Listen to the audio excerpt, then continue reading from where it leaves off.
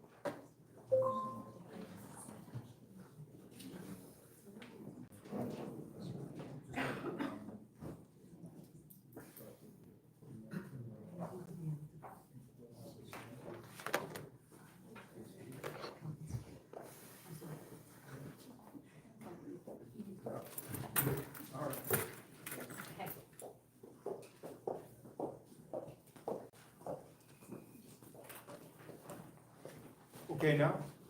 Oh, okay. So we're going to stand over here if this is okay, and then we'll point to the screen for when we need to. But everything on the screen is also in these handout quotes. Could whoever's speaking to the mic, if you have to pass it, Sure. just so the people online can hear. Thank you. Okay. Trade off? Yeah, I guess so. Okay. We on the clock? All right.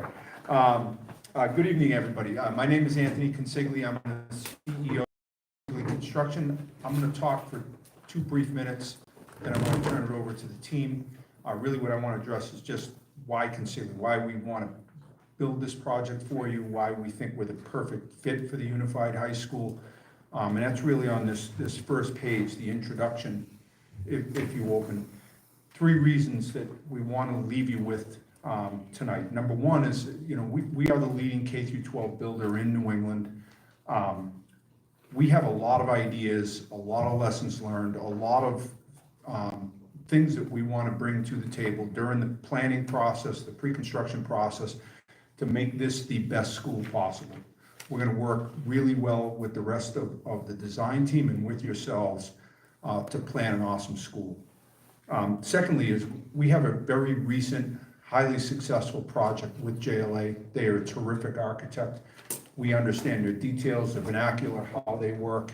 And because of that, I think we can mitigate change orders, we can mitigate delays, we can have a better, more collaborative process leading to a better outcome for you. And third, is it just who Consigli is. We're a 120-year-old firm located about 30 minutes up 146 in Milford. My name is above the door with my brother. We're directly involved in the work that we do. That means we're nimble, flexible, accessible, so that we can cut through problems, cut through bureaucracy faster. But more importantly, our reputation is very important to us. And so this would be our first school in Rhode Island, even though we built lots of schools. But we also don't have other schools going on currently in Rhode Island. So this is a project that frankly we have to hit out of the park. Not to use a phrase of the stadium across the street, but we are going to make our reputation on this school, and that's why it's important to us that we have a great outcome here. So I'm going to turn it over to the rest of our team here to introduce themselves. Thank you, Anthony, and thank all of you for having us here tonight to give us the opportunity to talk to you about this exciting project. My name is Bill O'Rourke. I'm project executive. I've been with Consigli for 21 years, most of that time in public work, doing public schools. In addition to my public school current work, I also have 2 projects in Rhode Island. We're currently doing the demolition and abatement at the Superman building, downtown Providence. And next week, we break ground on an indoor turf practice facility at Brown University. I am based out of the Milford office, as Anthony said, temporarily, because in a couple of weeks, we will be opening our Providence office. I will be based out of that with my team members. My role as project executive here will be as team leader from notice to proceed through closeout of construction. I will be providing all the necessary support and resources to the entire team to assure a successful project for everyone involved. Good evening, everyone. I'm Christy Lyons, Senior Pre-Construction Manager, and you can think of me as sort of the quarterback of our pre-construction efforts. I will be at each of the design meetings at the table with key stakeholders to ensure that we're planning and executing to set the project up for success. I work entirely in the K-12 sector on projects such as Attleboro High School, Waltham High School, and the Fuller Middle School with JLA. So I really look forward to bringing some of our best practices to Pawtucket. Hi everyone, I'm Tim Erickson, Chief Estimator, and I handle all the K-12 estimating for Consigli. For the Unified High School project, I'll be leading a team of estimators from schematic design through the GMP. I've been an estimator for 25 years, and K-12 projects are my primary focus and my passion. In that time, I've worked on over 60 school projects totaling more than $3.5 billion. That includes the Fuller Middle School project with Jonathan Levy and his team. And I look forward to an opportunity to deliver you a successful GMP at or below the $281 million budget. Thank you. Good afternoon, everyone. My name is Dean Archambault. I'm a general superintendent with Consigli Construction. I've been here 20-plus years. My role on this job will be to manage schedule, be your day-to-day contact for anything from building construction to quality to safety to community relations. I know the school's close by, so my contact with this school as well as any abutting neighbors will be paramount to the process. Thank you. Good evening, my name is Brian Bianchi, Senior Project Manager. Been doing construction for 35 years since I've been in high school. I work in construction management for 25 years. I have 15 years in building schools, both in the public and private sector. I'll be involved with this team from inception all the way to closeout. My main job on this project really is I'm the conduit between just about everybody. And at the end of the day, I'm just looking to keep things smooth and then really kind of be that guy that you can lean on when you get questions and you need to communicate between all the other aspects. Thank you. My name is Brian Kingsbury. I am the Safety Director at Consigli, and I am here to support the safety of the project from pre-construction all the way through completion. I work closest with Dean and with Brian, working with our subcontractors as well, bringing you a safe and high-quality project. So as you can hear from the self-intros as well as some of the statistics on this slide, we bring an A-plus team to this project, a true school building team. As Anthony said, we build, I think, lots of schools was the word that he used. Nobody builds as many schools as we do. And for us, it's not just the brick and mortar, it's what a school brings to a community. And we pride ourselves on becoming integrated with the communities that we work in and we build schools in. It's at the core of what we do. We don't jump in and out of the K-12 market based on the economy. It's been a staple of what we do, it always will be. So again, Class A team, I don't think you'll find a better one. Just the continuity of the team that we bring, that we've been doing this together for a long time here at Consigli. And as well as that, we've got a very, very local team, as you can see in the bottom right corner. Dean and his entire field ops team are residents of Rhode Island. And one of our proposed superintendents, Rosa, she's also a resident of Pawtucket. Before we dive into the sort of the meat and potatoes of your project, we just wanted to highlight a couple of relevant recent projects that we've completed. So left-hand side of the screen, you've heard this mentioned a couple of times already by Christy and Tim. That's the Fuller Middle School project in Framingham, Mass. We completed that with JLA. I was the project executive on that project as well. So looking at the current drawings for the Pawtucket High School, we're seeing a lot of similarities in the design, shape of the building, that kind of thing. So one of the major takeaways here is Tim and Christy and our entire estimating team that estimated Fuller and brought that on budget will also be on Pawtucket. And one of the best things about that was that job actually came in under budget and we never had to sacrifice any of the design intent. So that's gonna go a long way here.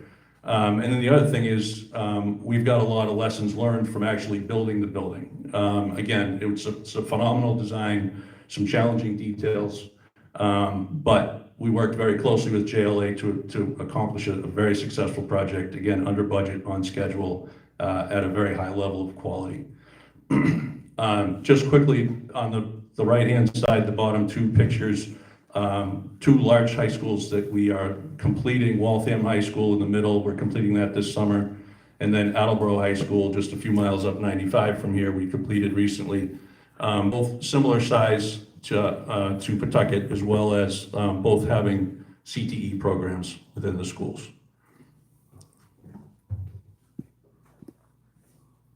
So with that, some of the challenges that we think we'll see on the job, the soil conditions. We know from reports that McCoy was once built on a pond, so there's soil conditions. Are we going to be removing all that soil and potentially bringing it to Rhode Island Resource Recovery?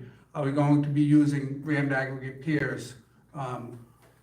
some deep foundations, or helical piles, or are we going to use or attempt to use some of the existing deep foundations? Those are some of the challenges with regards to soil that we'll work through with the engineers to determine the best course of action there. One of the other challenges in reviewing some of the documents, the abutting neighbors. The proposed plot line for this project, some of the neighbors have material property on your property. Whether it's sheds, whether it's they've enlarged their property, there's a swimming pool that's shown on documents. Those are some of the things that if requested as the construction manager, we'd work with you to help to get through that process. But some of the things that we've observed and noticed on the documents. Thank you. So, trucking and traffic. I like to say it best as being a good neighbor. So at our construction firm, one of the things I think we do best is, we work in a lot of communities with a lot of people, a lot of sites with schools next to one another. And, we're great communicators. We try to get things out there ahead of time on, what's going to happen, when it's going to happen, and what the impacts are. So we can, tell everybody what's coming along to eliminate any surprises, to the best of our ability. With the school across the street, we want to make sure we're notifying them, hey, we're going to be having, at this date, we're going to be having 100, could be a couple hundred steel trucks coming on site, or demolition be coming off site. And just to be able to communicate that with the community, just so everybody's expectations are what's happening, so there's no surprises. I think it is something that we really do well. So regarding subcontractor coverage, when the time comes to go out to bid, we know there's a lot of K through 12 work coming up in the state of Rhode Island. So that puts an additional strain on an already saturated subcontractor market. So in addition to soliciting from our core Rhode Island subcontractors, including Arden Engineering, H-Car, Century Drywall, J.R. Venegro, just to name a few, we'll be pulling some of our other New England subcontractors that consistently bid our other K through 12 projects. They follow us from project to project, knowing that we run safe, clean, and tight projects. That ensures not only that we'll have more than 3 bidders in every trade, but that we'll be turning every single stone to make sure that we find the appropriate balance of cost and workforce to make sure that we save Pawtucket money and also maintain schedule throughout construction. In addition, we'll be looking to bid key trades self-perform. That would include concrete, finished carpentry, siding, doors, frames, and hardware, just to name a few. And this would not only help to hold the other bidders accountable, because we'd be bidding alongside of them, but it would also make sure that we maximize competition throughout the bid phase. Okay, that's a good segue to pre-construction, my favorite part of the project. And if you're following along in your book, we've transitioned to the next page where we've identified a pre-construction timeline, really over the next year and a half, focusing on a final GMP approval towards the end of 2025. I want to highlight our first major deliverable, the schematic design estimate, which is significant in that is going to be the baseline at which we compare all of our subsequent estimates, and also at which we compare some of the early release packages. So that's really critical. Now, I'm not going to walk through every other component on the timeline, but really what I want to highlight is that our pre-construction service is much more than just cost estimating. We're a true partner throughout, and our focus is on identifying risk, but also identifying a plan to mitigate risk, such as soil conditions, studying early on what the options are for ground improvement, soil removal, soil modification on site, reacting to market conditions as it relates to procurement and lead times. And this is all to ensure that we're delivering cost and schedule certainty throughout. At the bottom of the page, I want to highlight 4 specific elements, components to our pre-construction that's going to ensure that we're mitigating risk. One is a collaborative, comprehensive constructability review process. And this is us as your construction manager being at the table with your design team, with JLA and DLR, making sure that we're informing the design documents to means and methods, how we plan to phase and approach constructability details. This is also going to prevent any potential scope gaps, which again is preventing use of change order dollars. We're keeping all of the money into the GMP so that you're not spending additional monies. As it relates to some potential procurement strategies, in addition to what Tim talked about with leveraging all of our trade partners, in addition, we can look at breaking up some large trade packages, such as the electrical and mechanical, into smaller, maybe more manageable for some additional trade partners. This is really to boost competition and ensure that we have well-represented bids throughout. This is also going to hopefully open up more opportunities for our M and WBE, our enterprise business partners, to ensure that they have opportunities across all trades on the project. Additionally, we can look at the potential to pre-purchase some large pieces of electrical and HVAC equipment, which lead times have been very volatile, but that's going to help again reduce those trade package sizes and make it a little bit more manageable. In addition, we're going to look at schedule options and analyze schedule throughout pre-construction. We recognize that there are 2 early release packages identified in the RFP, the first being demolition, the second being the ground improvements. And we think that there's a distinct advantage and an opportunity to include some additional scope in that early release package, such as the concrete and steel package. And we'll work with the design team to mitigate sort of the burden of this, of bidding those packages early. And while there's inherent risk in buying out those scopes of work before the design is 100% complete, we do this on nearly every single one of our K through 12 projects, and we have the means and methods to mitigate that risk. One item in particular that I want to highlight is what we call an enhanced MEP coordination, and that's essentially our team doing an early clash detection of the design and engineer models to avoid any potential conflicts that could make their way into the final construction documents. And really what this means is that the drawing quality is going to be that much better as we go out to bid for some of those larger trade packages like the mechanical, the electrical, the plumbing, etc. And then lastly, I mentioned earlier, our services are not just cost estimating at interval estimates. We provide what we call continuous cost estimating to ensure that as risks are identified on the project, we're working a detailed plan to mitigate that risk and control cost throughout pre-construction. So as Christy mentioned, the schematic design estimate, which would be our first deliverable right out of the gate, we see that as the most important because amongst other things, it sets the stage for all the pricing that follows. But after each estimating milestone and reconciliations behind us, we don't just go away. Between milestones, we'll be providing you with cost certainty through, as Christy mentioned, the continuous estimating process. As an example, as JLA evaluates various design options, we're right there beside them to provide real-time cost feedback. It allows them to make informed decisions in a timely fashion to make sure that we avoid timely and costly or time effective and costly design changes down the road.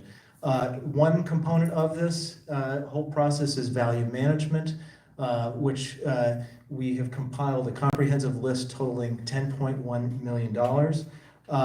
And what you see up on the screen right now is the application that we use for this continuous cost estimating process. It's called JOIN.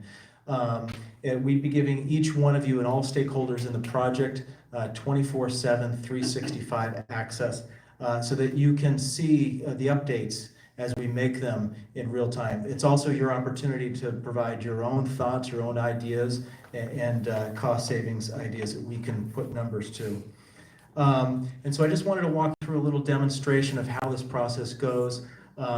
You can see the bar on the left is our cost savings of 10.1 million. Above that are some risks that we'd identified. We'd be remiss not to also look at things that might work against us. And the chart to the right of that, that black line, just for simplicity, that's our running estimate. And as time passes, you'll see this tick up and down, and we have the full history over the course of pre-construction to see exactly what happened, look back at decisions and reflect. So I'm going to walk you through how this would play out. In this case, we're going to look at items. These are the brains behind the operations, and we're going to realize some examples of, say, steel price increase, as well as rock removal, some unforeseen hazardous materials, and some volatile lead times. You can see as we accept those, 1.98 million is added to the project. We now need to do something about that. And the answer to that is the value management. So again, as an example, we're going to look at insulation under the slab on grade only at the perimeter, not the full foundation, as well as reductions to casework, site improvements, and also reducing the slab on grade by 1 inch. And you can see the net result of that is that that black line that represents our estimate has jumped back down under budget, allowing us to march along through pre-construction.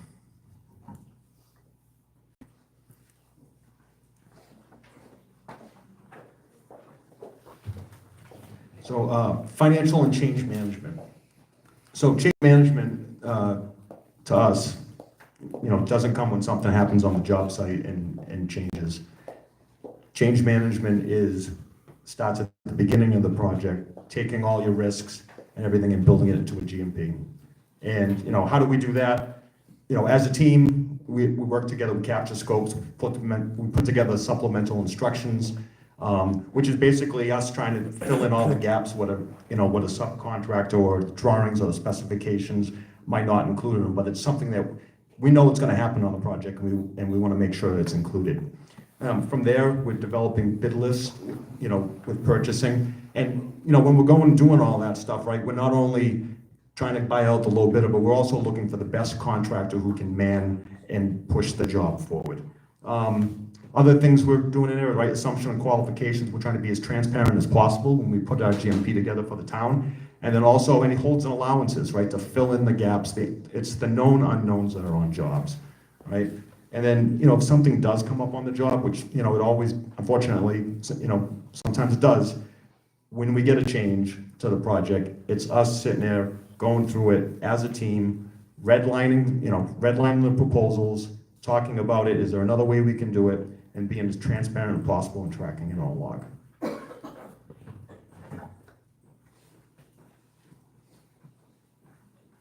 So with regards to our quality control process, we have a very formal process that's been well planned out throughout the company. We use a material delivery log. The material delivery log ensures that the material is coming. We know when it's coming and it's going to be there, so when we need to install it, we're able to install it. That requires multiple phone calls from our project engineers right till the material arrives on site. We also use what we call a punch as you go. So it's basically a punch list from day one once we start work on a task. That's different than the punch list that we'd be getting from the architect at the end of the job. But what that does is it allows us to document from day one the work that's going in place to ensure that we're building it correctly and we're not going to have issues and nothing's going to get buried that was done incorrectly. That also requires a lot of testing that would be done, whether it's air testing or vapor testing on windows. On the screen here from Fuller Middle School, we got a couple of mock-ups that we did. Now the mock-ups are important. They're full-size mock-ups, but that ensures that everyone understands how the details are going to work with regards to any of the flashing around the windows, whether it's at the sill, whether it's at the head. So when we're doing our testing, we know nothing's going to leak. Mock-ups are done throughout the process, throughout the job, with the input from the design team. They come out and inspect them. They ensure that we're doing it correctly. So we're not burying anything that was done incorrectly. Everyone understands and sees that. Now, overall, with the 472,000 square feet of this project, we're going to have on an average 300 guys, maybe 350 at tops, or at peak performance, that's how many guys we're gonna have on site. So everyone needs to fully understand our quality process and make sure that they're doing things correctly the first time. What does that mean to you all? That means that you're getting a good product. It's cost certainty because we're putting it in right the first time, and it adds to the longevity of the school because it was done right the first time. Thank you. I'm gonna have Dean stand with me because at Consigli, you will see, we empower our entire team to run the safety of our projects. Dean represents the field operations side of our company, and they are some of the highest trained, safest superintendents in the business. So I'm here to discuss our safety approach. And what I want to tell you is that with us, you are in good hands with a firm that has a well-established, award-winning safety record, that our reputation precedes us when we work with our trade partners in this region. On this project specifically, we identify risk on the project first with the construction work, with work at height. You have some high levels of this building. So we have a fantastic fall protection program in our company. Without boring you with the details of our fall protection rules, I will tell you that when you walk on our project, you will see workers working safely, and with that, they'll be happier for it. And we have many times our subcontractors thanking us for our efforts with a clean site that is well lit, with good wayfinding, with good pre-planning and construction that allows them to do their jobs and do it well. What I think you are more concerned with in safety and identifying the risk on this job is the neighborhood, right? At the end of the day, you'll have students occupying your building, 2,200 of them or so, and they'll be occupying the neighborhood as well. And the first disturbance is the construction. So during construction, we will establish a logistics plan, which Dean will get into in a minute. But what I want to talk about is how we mitigate the risk on the impacts of your neighborhood. And so while we do that with clear communication of what to expect during demo, construction, trucking, etc. We expect about 300 people with peak employment on this job. So we have provisions for parking within our site fence. And you will see a site fence around this site, a secure fence that is well maintained with, again, good signage, clear wayfinding, obvious gates. When it comes to communication, we will establish a mitigation manager, a person who is able to discuss with you folks as well as your neighborhood on what they can expect related to sight, sound, dust, vibration. We also use monitoring through our industrial hygiene components. We can monitor air and noise and vibration so that if concerns are made aware to us, we can address them with data, with facts, not the feelings people may have, how they're being affected by the construction, but true scientific data on what may actually be occurring on site. We've had much success with that in the past. Thank you.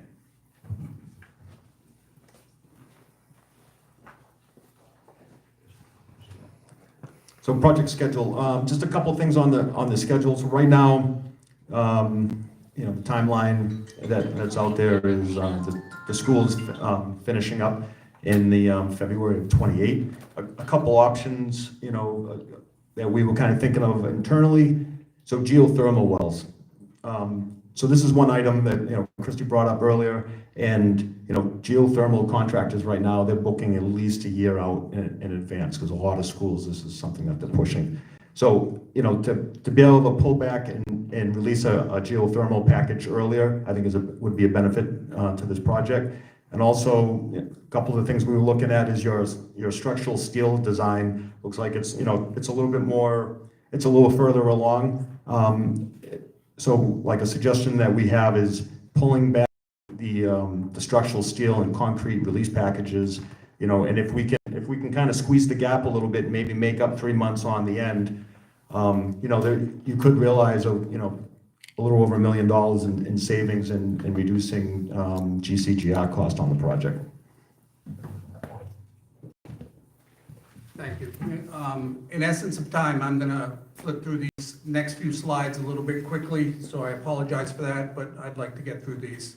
So with regards to logistics, you'll see the orange and red fencing around the perimeter of the site. So as Brian mentioned, we're going to have fencing around the entire perimeter. We've also allotted an area for the firehouse and the fire apparatus to make sure that they can turn around. And we've identified a few access points to the site. One of them being by the firehouse. In the event of an emergency, we want to make sure that they can get into the site as quickly as possible.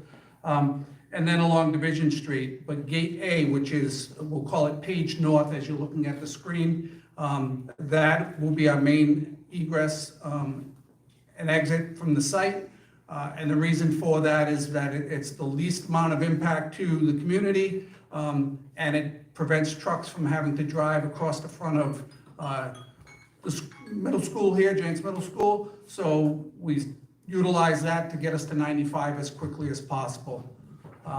Over on the next slide, so what we identified here is the start of the demo of McCoy Stadium. So you see the start of the demo is happening. That gray square in the upper left-hand corner, you know, on the drawings, we identified some details for geothermal wells. We think that that would be a good place to start the conversation about where we're going to be putting the wells, but obviously we got to talk to the design team about where that's going to happen in regards to that. On the next slide, we're talking about between October 25th and December 25th.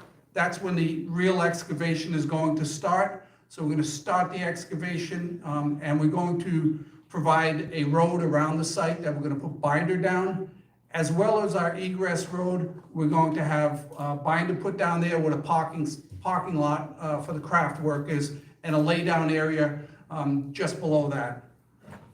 On the next slide, we show you, again, some more utilities. The green dash line, the blue dash line are some of the deep utilities that need to go in. And we'll continue with our excavation and start our steel. The steel in the tower will go up first. With regards to that, we have approximately 3,500 tons of steel from what we can see. What does that mean? That means we've got approximately 150 to 175 trucks of steel that will arrive on this site throughout the process of the project. On average, that'll probably be somewhere in the neighborhood of 4 to 6 trucks each delivery day. So that means 4 to 6 trucks leaving. So there'll be 8 trucks plus or minus coming into the site, leaving the site each time we have steel deliveries. This photo here of the logistics plan shows you with 2 cranes. The thought process there was that once the tower is built up, we plan on starting the structure on both sides, the north side and the south side, to accelerate the process of the project, to get us to the point where we're then working on fit out. So with the fit out, you know, again, looking at an area for geothermal wells underneath the ball field, we think we can establish another area that the design team can look at for geothermal wells, and then fit out will happen once we're completed with the wells and all of that. The field will be laid down, ground conditions will be cleaned up, and then we'll end up with a 472,000 square foot building for the city of Pawtucket. This slide here, honoring the past and building for the future. As a lifelong Rhode Island resident, I've been at McCoy numerous times.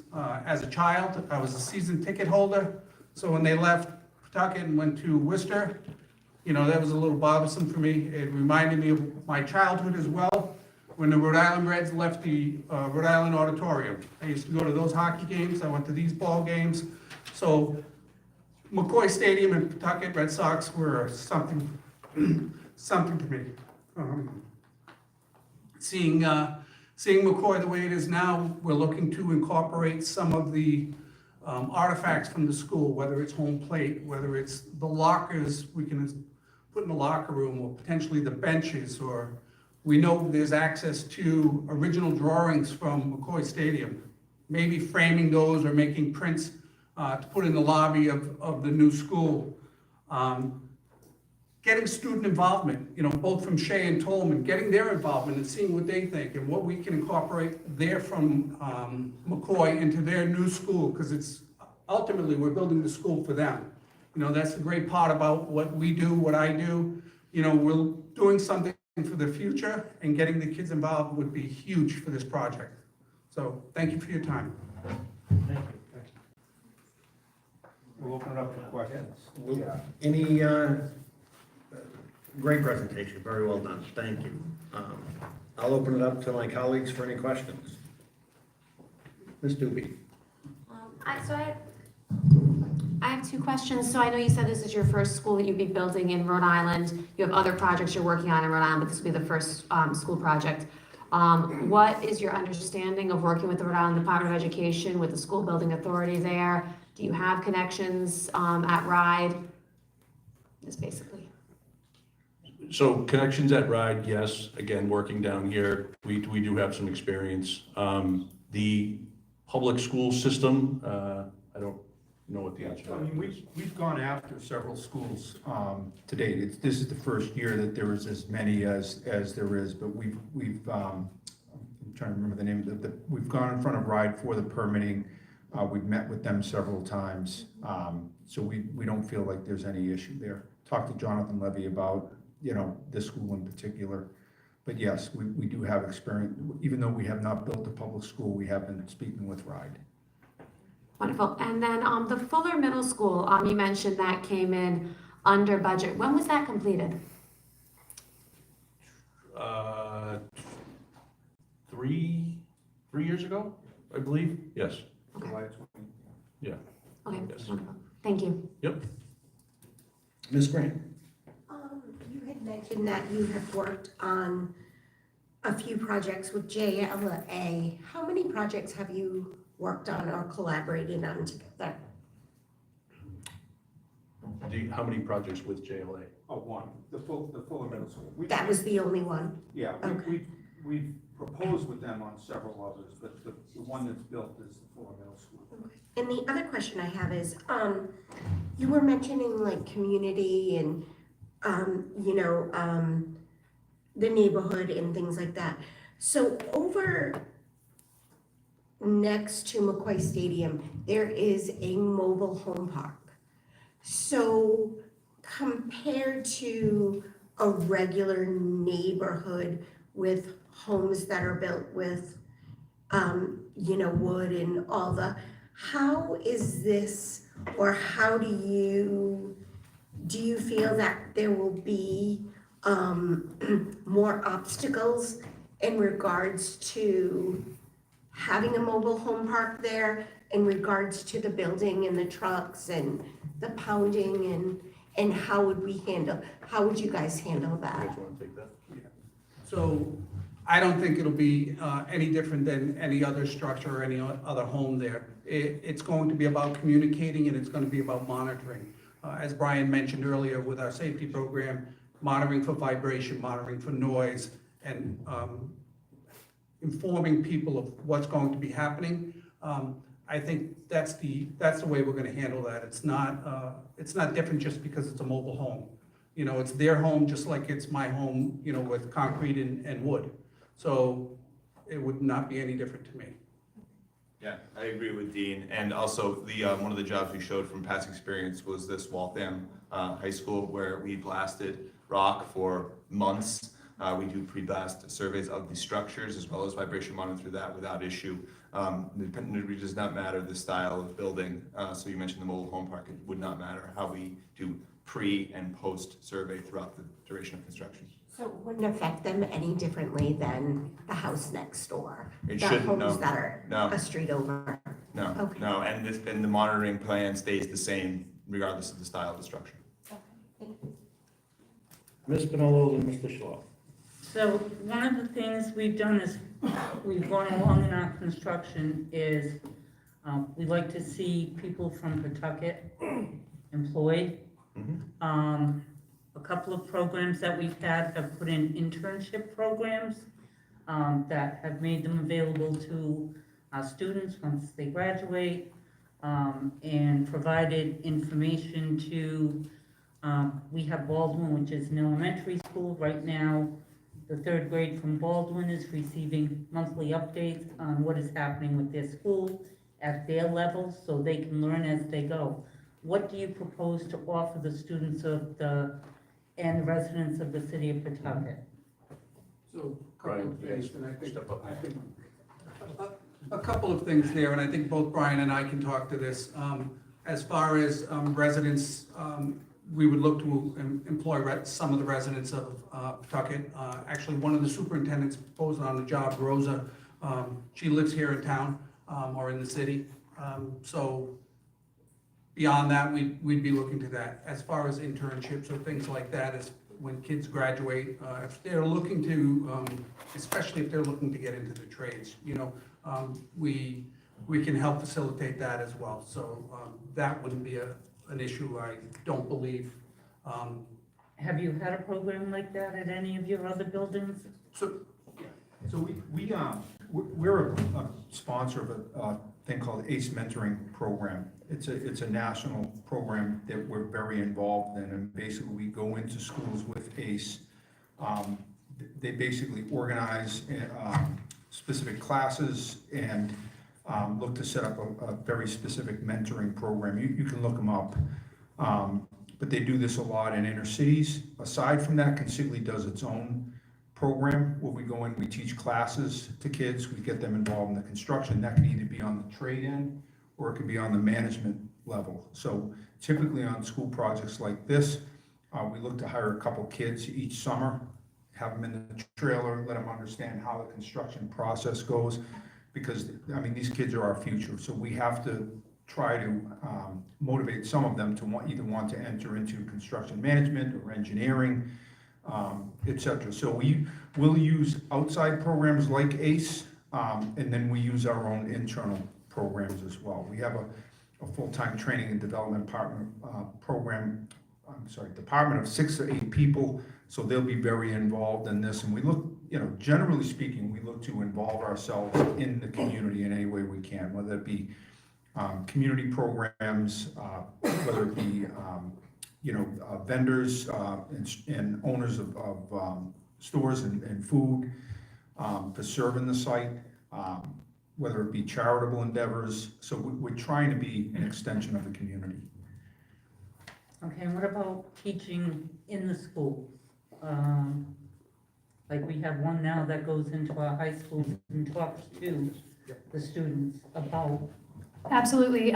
We've gone as far as created a course curriculum that would align with your current high school, Shea, Tolan, other high schools. And this team in front of you would be the ones in the classroom teaching about survey, teaching about sustainability, teaching about safety of projects, so that we're not only exposing students to just the construction, but all the other types of construction careers that are available to them. And it's something that we take very seriously and very passionately, and we'd love to be in the classroom throughout pre-construction and into construction. I mean, this is a 5-year marriage, and we want to be a good partner.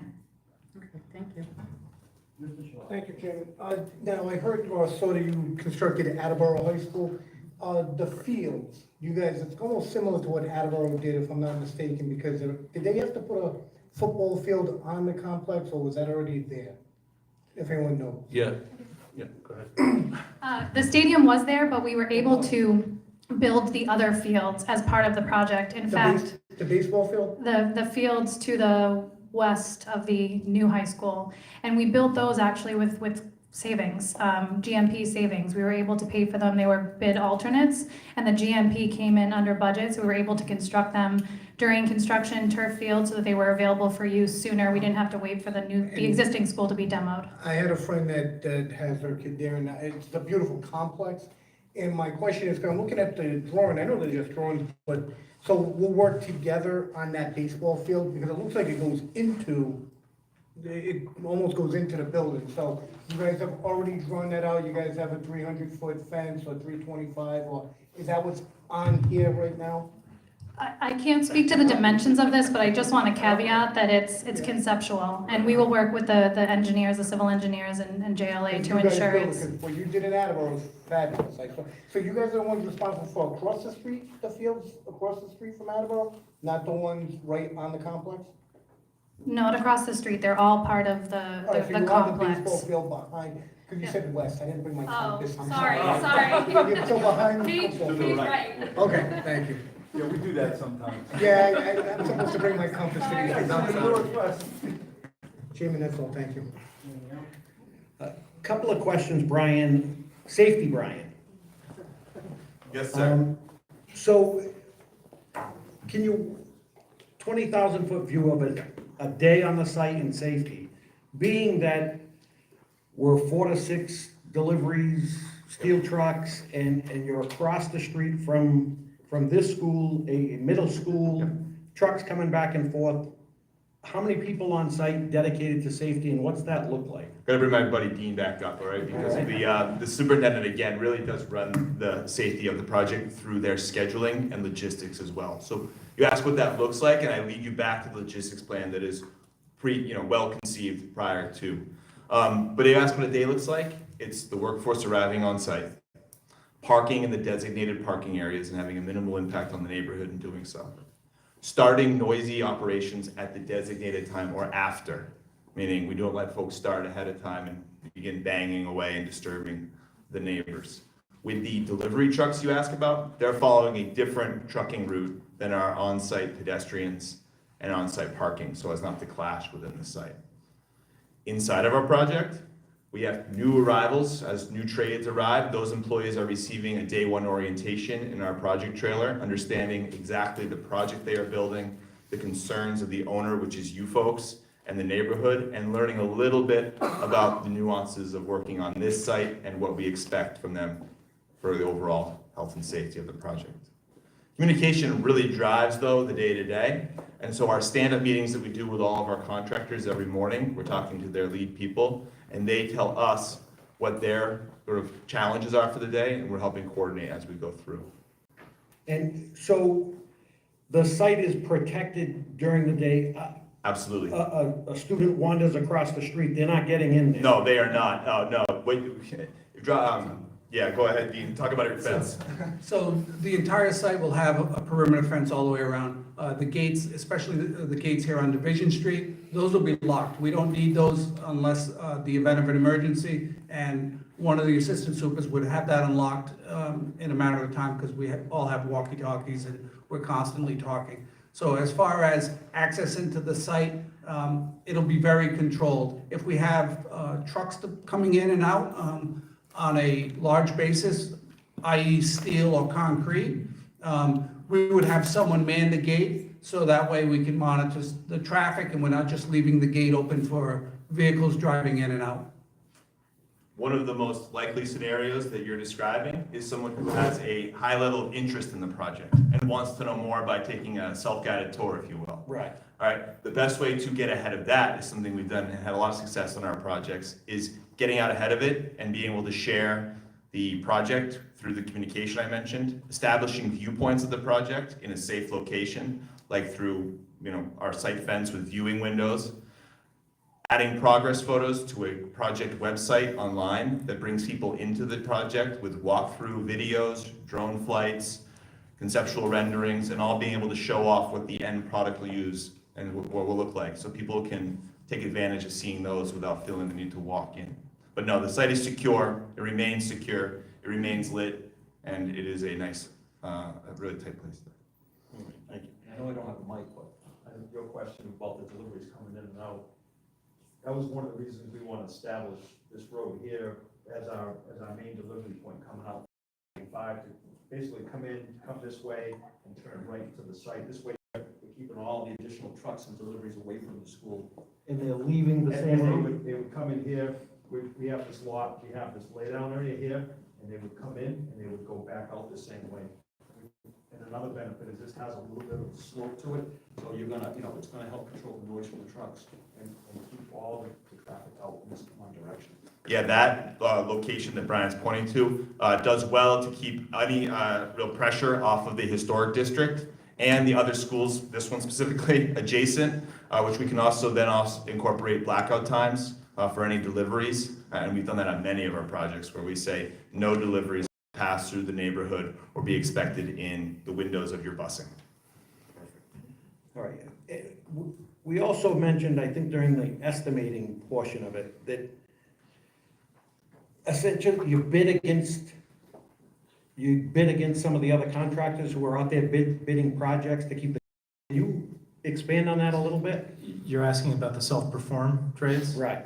Yeah, so there's a number of ways that we can do that. If it's preferred, to make sure that everything's on the up and up, we can submit our bid a day early, in advance of the other bids. And that makes sure that there's no impropriety if that's an area of concern. But because the subcontractors that we deal with on a day-to-day basis, they know that we self-perform a number of these trades, they inherently sharpen their pencil. They want to make sure that they have an edge against us. And just beyond that, it gives us that one extra bidder, if you will, above and beyond the status quo of 3 or more bidders in every trade. So, for us, it's a great thing for us to have our self-perform group on a project. In addition to that, Brian had mentioned, with our self-perform and their red helmets, on a day-to-day basis, it adds yet another layer of safety. There are another set of eyes and ears to make sure that our projects are run safely. Yeah, so just to back up a little bit, Consigli fashions itself like an old school general contractor, construction manager. We don't just do construction management. We have 650 tradespeople, carpenters, laborers, masons, a lot of them from this area. So we can not only bid on things like doors, frames, and hardware, or concrete or carpentry items, but it also, some of the benefits that we mentioned earlier, it also allows us to put local people to work. We can collaborate with the local minority groups and local trade unions to get local people to work. So there's a lot of benefits that we can employ using self-perform. However, we've got to be able to add value doing it. We got to make sure we're the right number, the right value, all of that. But it is a differentiator that you get with Consigli. All right, anything else? Ms. Bonello? So, just a couple of things, and they're minimal things, but on your pages in here, you have wheel washing. Is that all the trucks that go in that building in that area get washed before they go back out on the street? Yeah, and if we use what we may use on a project like this, we have an automated wheel wash. So as the project passes through the laser, the automated wheel wash turns on, the wheels are washed as it slowly drives through and exits your site, reducing any debris, mud onto your local street. Okay, in your sound barrier, on that picture, where would you put the sound barrier? I know you have a fencing all around it, but where would you put the sound barrier? It's a pretty incredible technical product. It is basically an insulated blanket that has been tested to reduce the decibels coming off the site. We would choose to use it in a location against anything residential. That is where we used it in Waltham with some success, and that is where we do here. So when we have our site fence, we have the ability to hang this off of that, and it reduces the sound coming outward of the site. Okay, and my last question is WBEMBE. You have no problem with that? What are we, 15 now? Jay? I'm sorry? Is it up to 15 now? I don't think it's up to 15 quite yet. It is 15. Is it 15? Yeah. Well, WBMB, I mean, we employ people, and it's a very important issue to us, not only with our own staff and with our own self-perform, but into the cities and towns that we go into. Most cities and towns that we're working in, and even private institutions have some type of a requirement or some type of a goal. We can give you a pretty good history on that, but we're very successful in meeting and exceeding those goals. It's an important issue to us, and we've had a high degree of success. And what about meeting deadlines? For schedule? Yeah. Yeah, I mean, you can go through our whole project history. I don't think we've ever been late on a school. But it's all in the planning. It really is all in the planning. A lot of people can build. It's the planning aspect that a lot of people don't do well. Thank you. Anything else? All right, thank you very much. Yeah, I would just say in closing, look, we know we have the experience. A lot of people have the experience. And as I said, a lot of people can build. I think we're a great partner and we can bring that to the table. We don't know what you know about what your challenges are, what your concerns are, but we think we're the right partner to listen, understand, and then craft a plan to meet all those goals so that you have a great project. So thank you. Thank you. Appreciate it. All right, we will be in recess for 15 minutes, 6:15 minutes.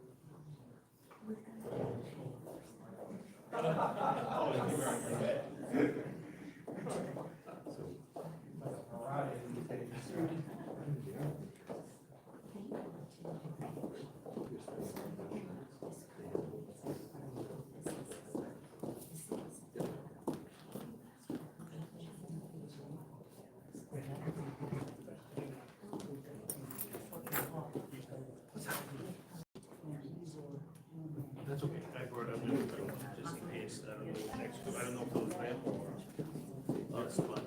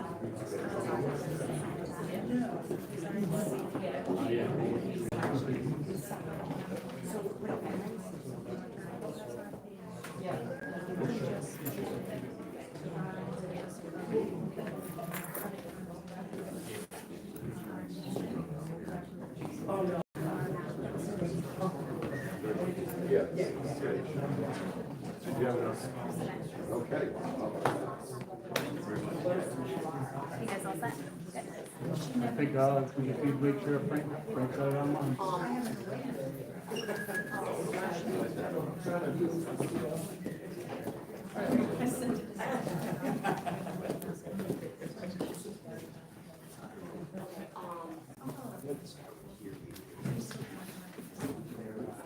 You wanna bang my phone on it?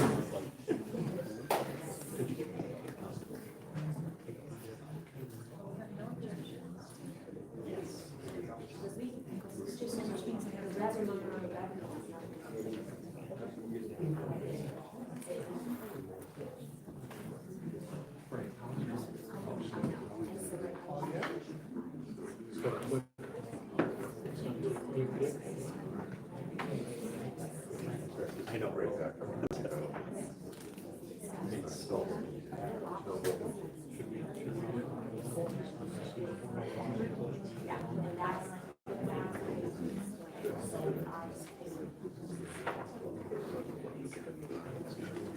Go ahead. Yeah, I got it. That's up to Kate on Frank. Okay, nice job. So that's why I'm like.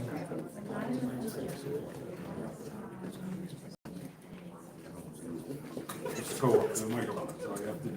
Just talk.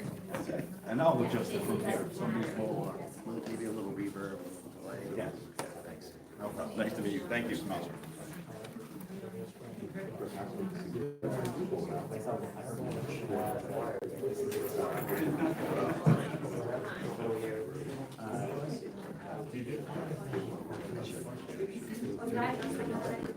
Okay.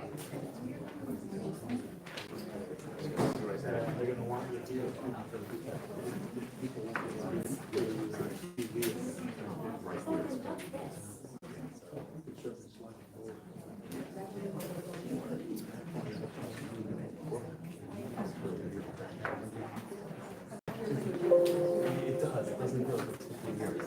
Good to see you. You too.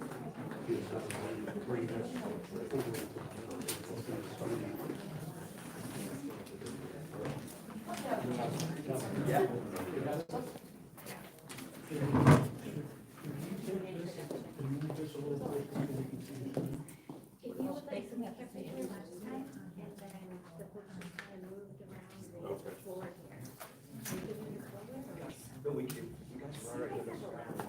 Oh, when you say that, you mean take the mic and walk on?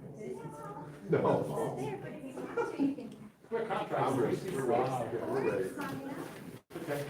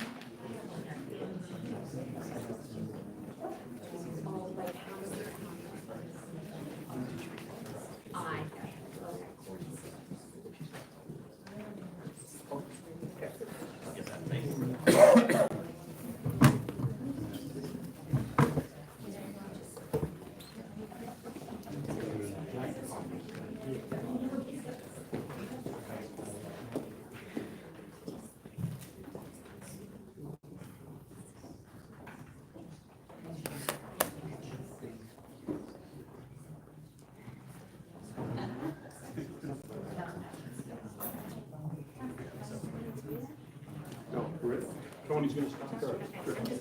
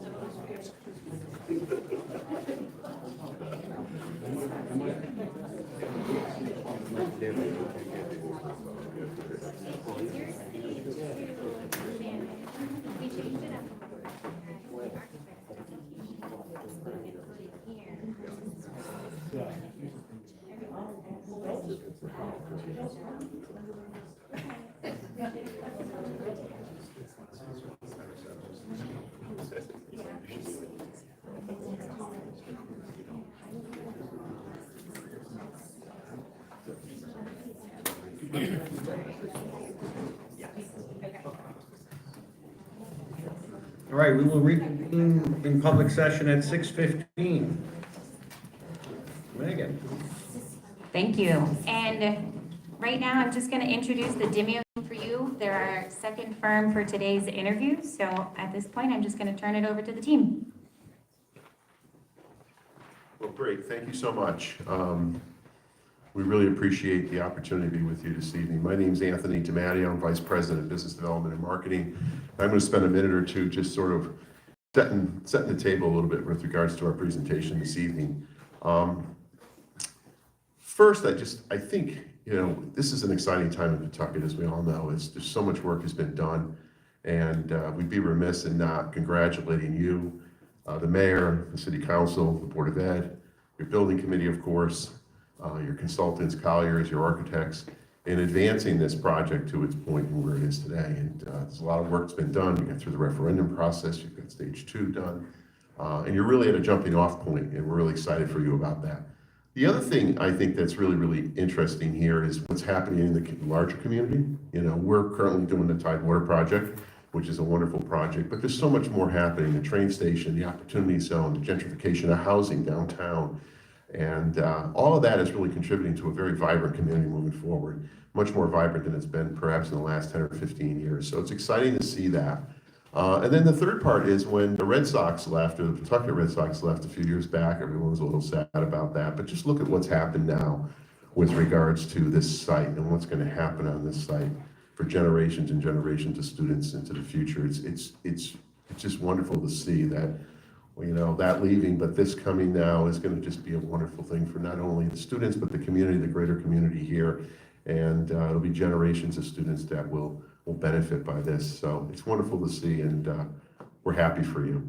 Dimeo Construction is a company that many of you know. We are in our 95th year here in Rhode Island. We've really been fortunate as a company over generations and generations to really build a culture of performance based on fairness, integrity, treating everybody as part of the team. And that's what we bring to this project here for you, is really that commitment. And you're going to hear from a team here. We've done something very, very interesting here, and we're doing it on a few schools, and Colliers can speak to it because we're working with them down in Stanford presently with a joint venture partner. We've brought along with us to support us a partner that we're working with presently in Worcester, Worcester, Massachusetts, Fontaine Brothers. We're building the Doherty High School with them, and it's been a unique relationship, and it's a relationship we think that we're carrying here and will help you and help us really perform better for the community. So with that, I'm going to turn it over to the team, and again, thank you.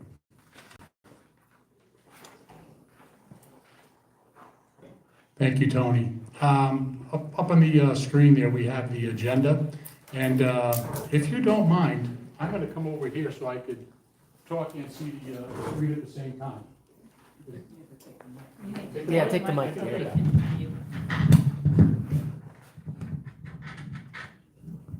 Thank you.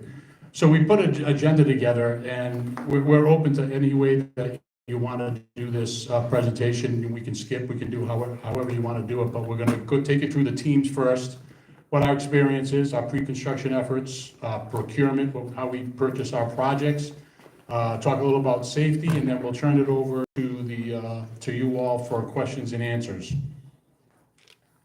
Next.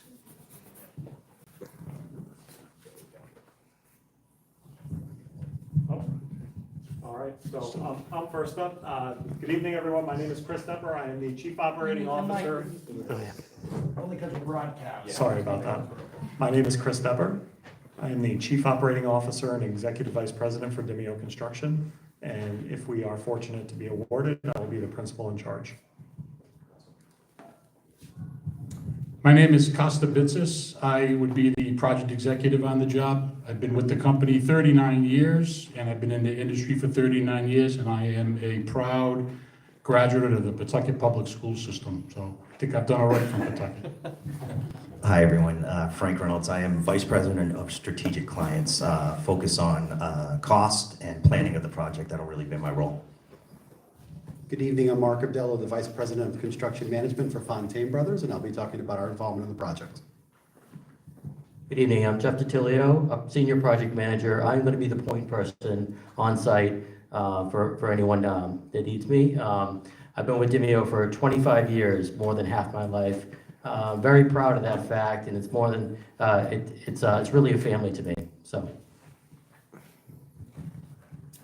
Good evening, my name is Jason Agresti. I'm the superintendent. I'll be in charge of the day-to-day operations on site.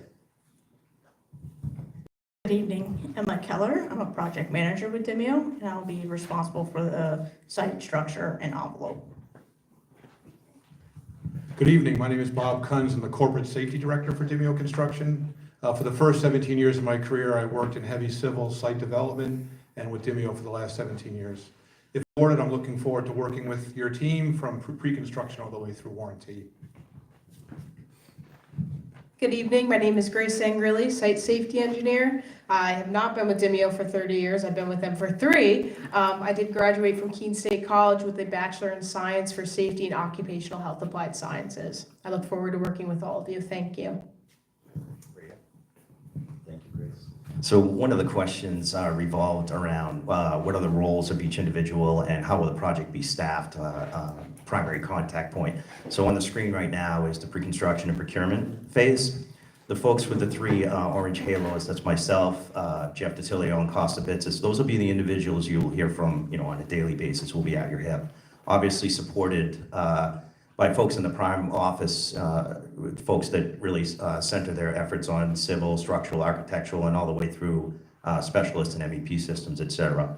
And you might be asking yourselves, what is this in association with Fontaine? What does that mean and why?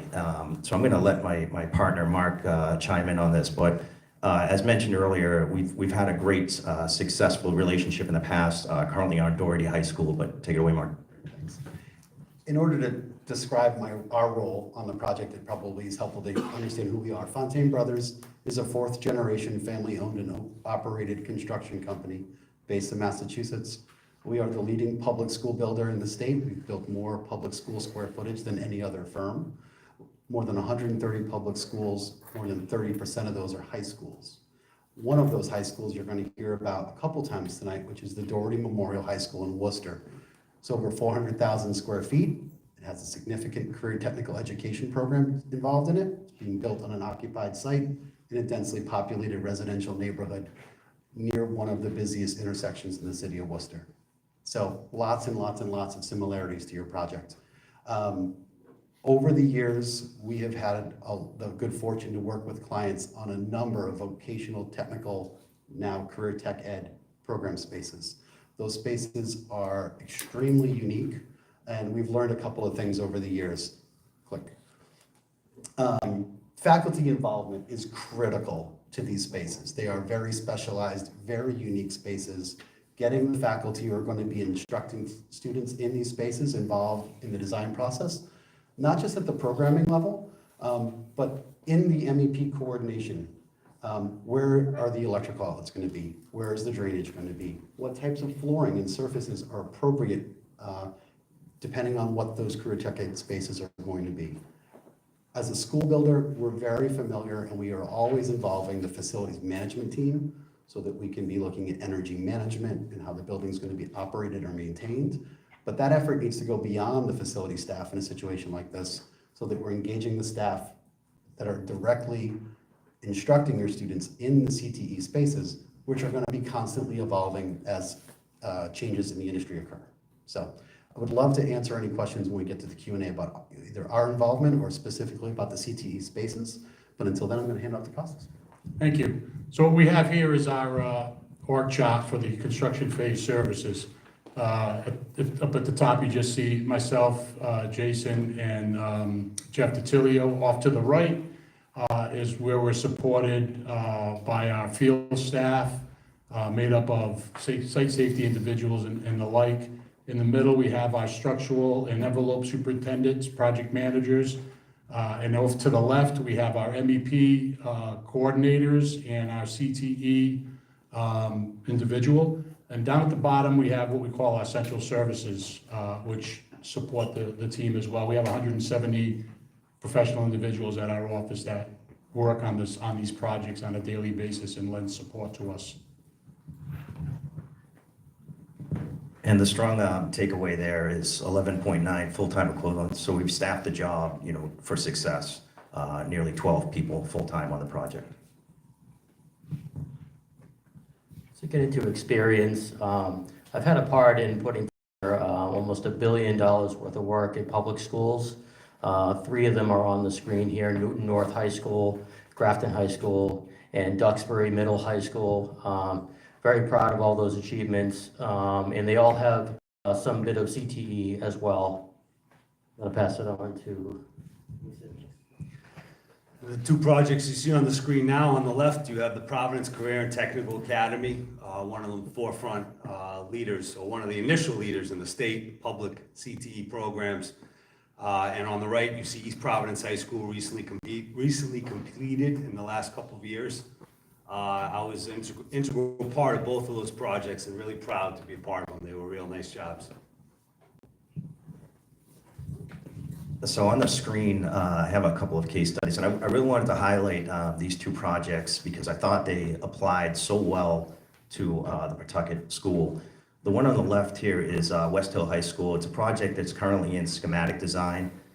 Completion date is forecast as 2030, And it's a 52-month project, right? And you're gonna see kind of how that correlates with delivery of the unified high school.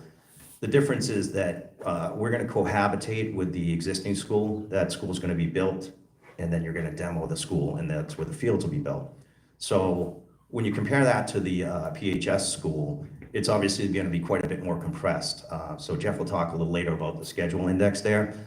But when you really think about the level of detail that goes into the CTE program and the knowledge base that's being accumulated right now in West Hill, it's a perfect index with our project. Another strong takeaway is there's a significant amount of hazmats that need to be dealt with for this project. There's a 380,000 square foot building being taken down. So all those factors kind of lead into this $800 a square foot, including fields and ancillary work. There's quite a bit of ancillary work on that project. So a tick higher than we have planned for Pawtucket at this moment. So another similar project experience is Doherty Memorial High School, which is actually where I am currently working. It's a 425,000 square foot high school. Completion is this summer. Overall new building duration is 33 months. Just like West Hill, it is a occupied site, so we were working on the new building, and then beyond the 33 months, we have another year to demo the existing building and build an outbuilding and fields. It will house just around 1,700 students. As far as CTE programs, there is an engineering tech and technology academy, which includes a robotics lab, construction fab lab, as well as a 3D printing. They also have a new program starting in the school called Construction Craft Labor Lab. It is intended to give students the opportunity to understand what it means to be a laborer in the construction industry. In addition to that, there are specific spaces for marketing, finance, web design, and performing arts. Also, like West Hill, demoing an existing building, the abatement demo is of 180,000 square foot high school, significant abatement associated with it. All this results to about $700 per square foot for this high school. Anything else, Frank, for this one? There you go, Bob. Thank you, Emma. Since 2003, Dimeo has voluntarily entered into 15 OSHA partnerships. Over this time period, OSHA has performed verification audits of our written safety programs to ensure that we execute as we do on our programs. To exemplify this, our mod rate, that's our experience modification rate, is 0.63. Grace is now going to talk to you about how we're using mnemonics to improve hazard awareness. Thank you, Bob. So we utilize the energy sources to make safety simpler and get the greater involvement. What we have up here is a deeper dive into the demolition and abatement, utilizing noise to monitor vibration, or even biological, which would be the public. How can we keep the site secure? So we like to utilize these energy sources to kind of help make safety simpler and get that greater involvement. I'm going to pass it back to Bob now. Thank you. I've spent the run-up to this interview reviewing all the contract documents, including the environmental assessment. The image that you see here is really just an image of all the monitoring wells, soil gas locations, and soil borings. We're very familiar with the results, and we plan to develop a health and safety plan to ensure that the construction workers and the neighbors are protected from the site urban soils. We'll be using state-of-the-art technology to monitor fence line activity as well. So now we get into the exciting topic of financials, which I will be in charge of. So how will you manage the financial aspects of the project is the question. So we start with intelligent management of the financials from day one. I take this very seriously, and our team does as well. So we get into what we call change avoidance. And what that means is we start by pre-planning. Pre-planning from the very beginning will pay dividends in the end because you can avoid changes if you pre-plan well enough. Within that is constructability review. What that means is you got a review of the contract documents and a thorough review of the contract documents and building of the scopes and tweaking of details, working with the design team to make for a better product that's much more cost effective. And there's many ways to get through that constructability review. This project has a pretty long lead up to it, so there is a lot of time to devote to that, and there'll be time very well spent. Next slide. So we get into the change management process. So once we're in the project, what are your construction issue and change management procedures is the question. So for us, it's a very proactive process. Communication is the key. Transparency, we're going to see everything that we see. No surprises. That's the biggest thing. So we want to make sure that there's no surprises for cost increases or cost for changes that come up. You've got to keep up front. And then keep current with the process, which is very important. If you lag behind, then problems happen. Mitigating the owner's risk. Our process is all about mitigating the owner's risk. And that means when a change pops up, immediate notification of the change to the owner, as well as cost estimates, so that informed decisions can be made on whether to proceed or not, or take a different course. The validation of subcontractor change requests. So I think this sets us apart a little bit. We have an estimating department that has industry experts in it, mechanical, electrical, and civil. So if a change pops up that's large in size, we can draw upon those resources, and they can look over our shoulder to validate changes to make sure that they're fair and reasonable. Open change logs, so this is something that also sets us apart a little bit. We require open change logs from the subcontractors every month with their requisitions. And this is important because it keeps all of the open changes at the forefront to make sure that there's no surprises like I mentioned earlier. And then lastly, uniformity of subcontractor proposals, making sure that they all look the same, so we're not looking at apples and oranges. And then overall for the process, we use Procore for all of change management, with the exception of the T&M process, time and material process and slips, to which we just brought in ClearStory to start working with.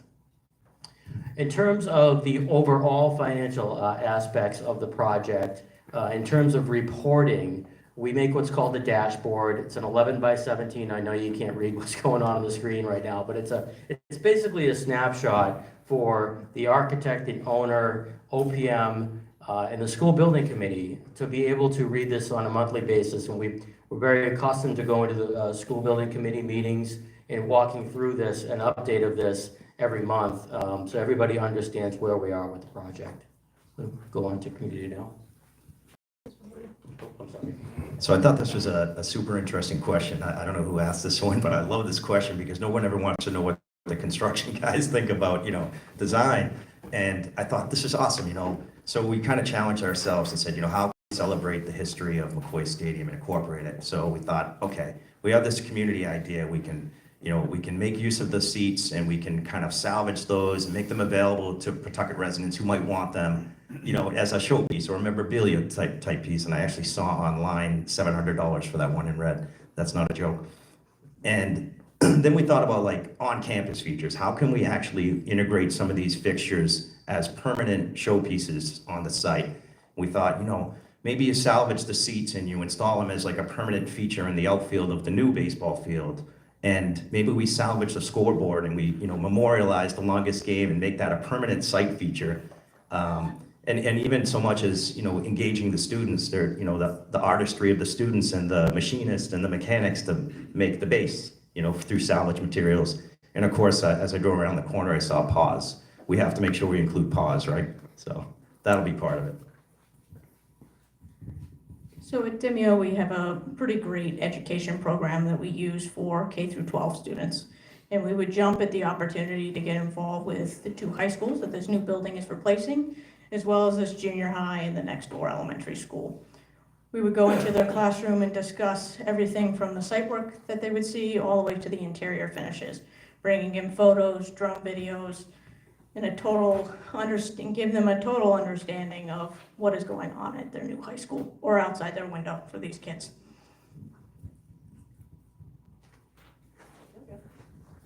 I'm back. So going into project schedule now.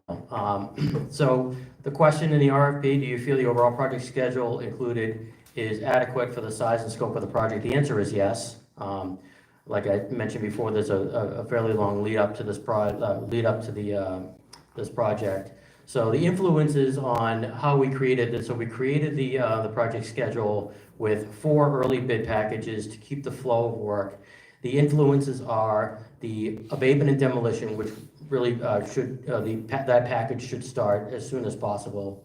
Geotech results, so we found that there are some deep organics in the soil, which we're definitely going to need to learn more about on that. The early bid package requirements, permitting, always a factor, and most importantly, FF&E, CTE, AV and similar, and MEP systems commissioning. So those last 2 we know are very important and kind of pinch points for owners on projects to make sure that those happen on time and so the school is delivered accurately. So when we get into the building of the construction schedule, the master project schedule, we've got several factors: collaborative team effort, milestones, making sure we hit those or identify those, critical path identification, make sure we understand the critical path, and the impact identification. This goes back with the change process. Early identification of changes, well, that flows into impacts. And then turnover planning, like I said, FF&E, MEP commissioning. Micro schedules, so that's the master project schedule. I just went through those factors. The micro schedules that we work on a weekly basis, production schedules, I'll get into that in a second. Pull planning, so what that is getting the subcontractors to sit down and understand all the correct handoffs that optimize the schedule duration so we can make up time in the schedule. And then a 3-week look ahead is a mini schedule that we update every week and present every week at the owner meetings to make sure that we're staying on the overall schedule.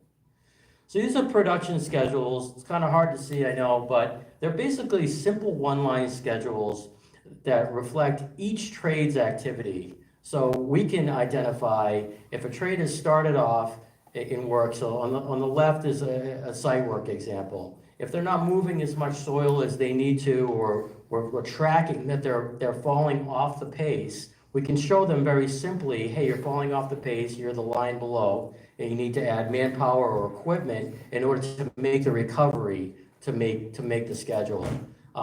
It's very simplistic, but it works. We've done it many times. All right, speaking of schedule, I'm gonna run through these pretty quickly to get everyone back on schedule tonight. So you see here on the screen a quick logistics slide, some of the critical items we identify early on to make sure the project gets going in the right track. The site access and site security, making sure the perimeter is monitored 24/7. Soil disposal, testing and trucking, making sure that everything's tested ahead of time, how the truck's getting in and out, making sure there's no conflicts there. Demo sequence, utility sequence as you work around the property. Courtyard construction access in and out, make sure there's no problems with that. Impact to the education zone, the building we're in now, the little elementary school next door, communication with the community. Those are all the key important factors early on. For community communication, we utilize these dashboards. We post these on the exterior fence line so the community knows what's going on. We want them to know what we're doing, what we have planned. So we have the activity look ahead. We want them to know we are monitoring the vibration, the noise, the dust. We want that overall communication with the community. We utilize the project update page QR code. They can scan that and they have access to that. I'm going to hand the logistics slides back over to Jason. Oh, we also have it in Spanish as well, as you see on that slide. Thank you. Continuing on the logistics, another thing we identify early on is truck routing. So how do you get from major highways to the project site? That's an important fact that's sometimes overlooked, making sure you minimize all the traffic through the neighborhoods with all of your heavy material. The next slide shows the sequencing of during the demolition phase. So the next few slides you're going to see are just different phases of the project. The key factor to keep in mind, this existing fire station down in the southwest corner of the site, obviously that's of utmost importance to remain operational and full access all around. The area to remain up in the northeast corner, you're going to see that consistently throughout these slides. The next slide is going to show site control and construction. So now you start to see the new school footprint taking place up in the northwest corner. The access down to the fire station remains the same, and temporary power in the lower left corner. Next slide shows site control and mitigation. Again, we're looking at doing some early activities around the perimeter of the site so that we can put down a binder course. It makes it easier for dust and noise control, as well as snow and ice maintenance in the colder months. And the last slide is just a snapshot of how we looked at doing foundation and steel sequencing. You can see it's a large complex building with a lot of different wings and a lot of areas. How you set up access for cranes and material in and out is of utmost importance. Thank you, Jason. Quality control, something Demio takes very seriously. The first day on the job, we will identify a champion for the project. In this instance, that would be me. We have a few additional people that will work with me to make sure that we have our focus is correct. Steve with the MEPs, Danielle with the CTE systems, and Nick on the envelope. We'll partner up with the design team and the OPM in the city of Pawtucket to really kind of go through what's required. We'll set up a list at the beginning of everything that we need to be tracking throughout the job. Everything is then inputted into Procore as far as observations, punch list, and then it is tracked through Procore. We will also input all the documents, all the R5s, all the submittals, everything goes into Procore. This limits the risk associated with not knowing something changed, making sure that everybody is on the same page.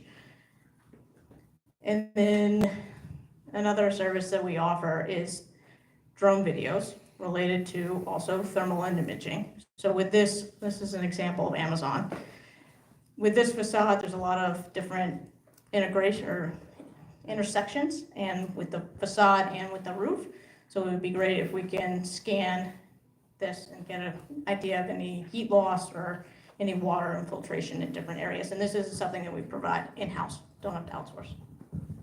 So we're going quick here, trying to recognize the 30-minute time limit, but one of the other questions here is relative to challenges and opportunities in the project. And obviously, each individual has a little bit different perspective on what the challenges are depending on their role.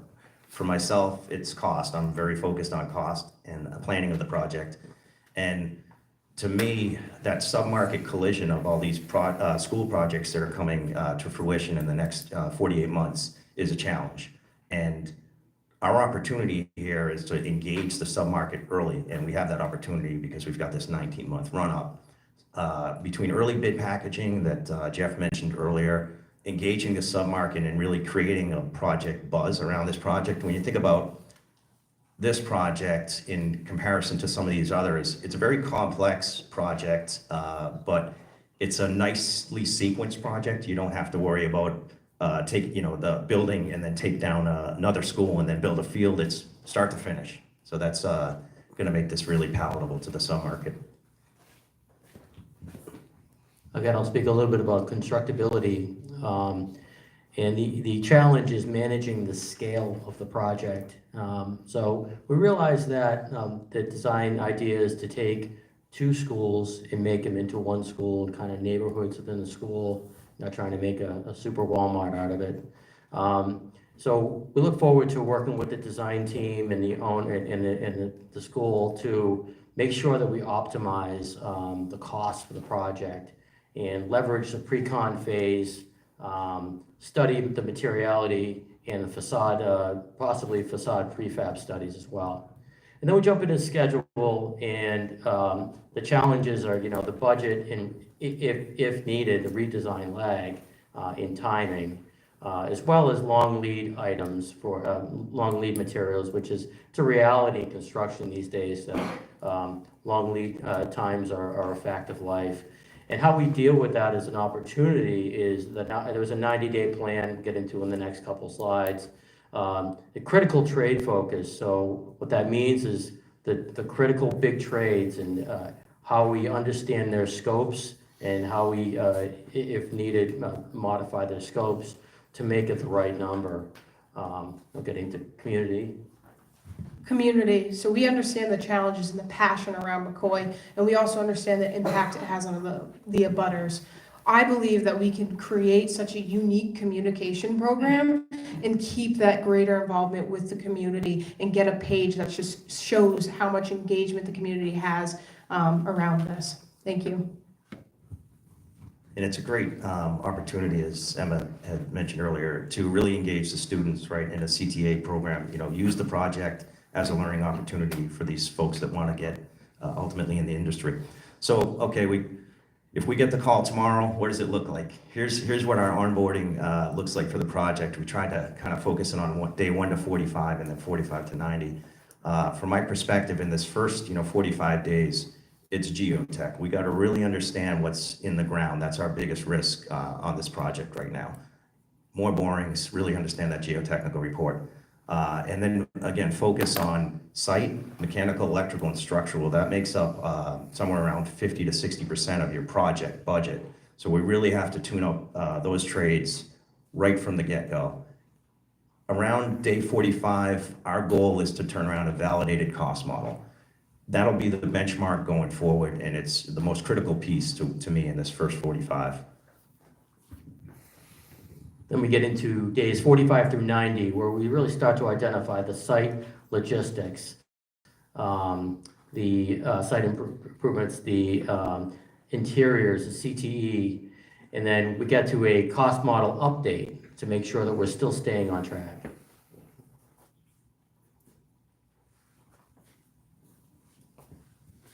So one of the questions was, what is your X factor? What makes you, I guess you could say, what makes us special? We have a local core staff, where everybody's within 15 to 20 minutes. I'm 10 minutes away. Grew up in Pawtucket, as I said earlier. I, as well as our team, is going to be committed to the city of Pawtucket to make it an excellent job for the city of Pawtucket and the students. Capacity, we're ready to get started right away. We talked about our pre-construction approach. We talked about our unmatched safety program to make sure that our students across the street here at the school are safe, that we're safe, that the contractors are safe, and the neighborhood's safe. And then our CTE team working on the CTE portion. We have the experience, we have the commitment on the MWBE diversity workforce. We've done it in the past. We continually achieve above. We want to exceed the expectations. And Chris? Thank you for being patient with us. 2 more slides and we'll be done. So another X factor is we are Rhode Island's builder, and we can say that with certainty. With the recent Amazon project, Tidewater in our backyard here, Rhode Island School of Engineering that you see on the screen. This is all in the back of the tabletop. We're not just a school builder, we are Rhode Island's builder. And that separates us. We do have the best relationships with the subcontractor community. We talk to them on a regular basis, even when we're not working with them. And they do things for us that they don't do for others, and we firmly believe that. So our straight line annual volume in Rhode Island is about $250 million a year over the last 10 years. The last question was, do we have any assumptions or qualifications? The answer is no. That's why the slide is blank. It's a pretty clean proposal, and we just had some very minor contract qualifications. So we'll open it up for Q&A. All right, thank you very much. Well done. Thank you. All right, at this point, I would open it up to my colleagues for any questions from Dimeo. Any questions? Ms. Bonolo.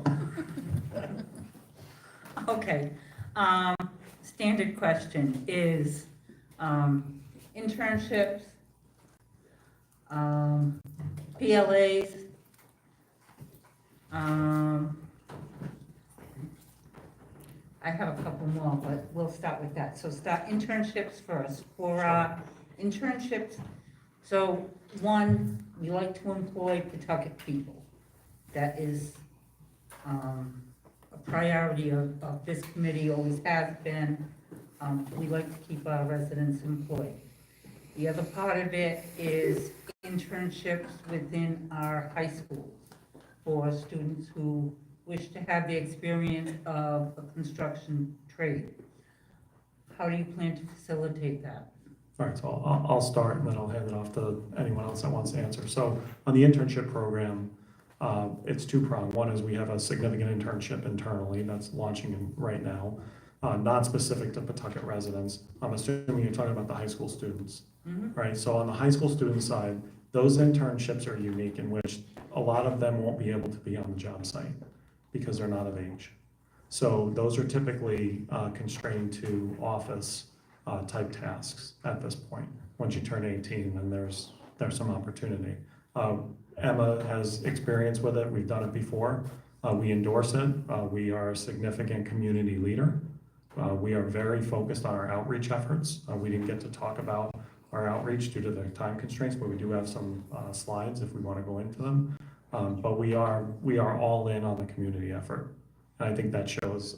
We skipped a slide in there where we did a garden in Pawtucket recently in advance of the Tidewater Stadium project. So, and we're getting ready to do more in the area as well. Okay, PLA. So we currently have one in place that,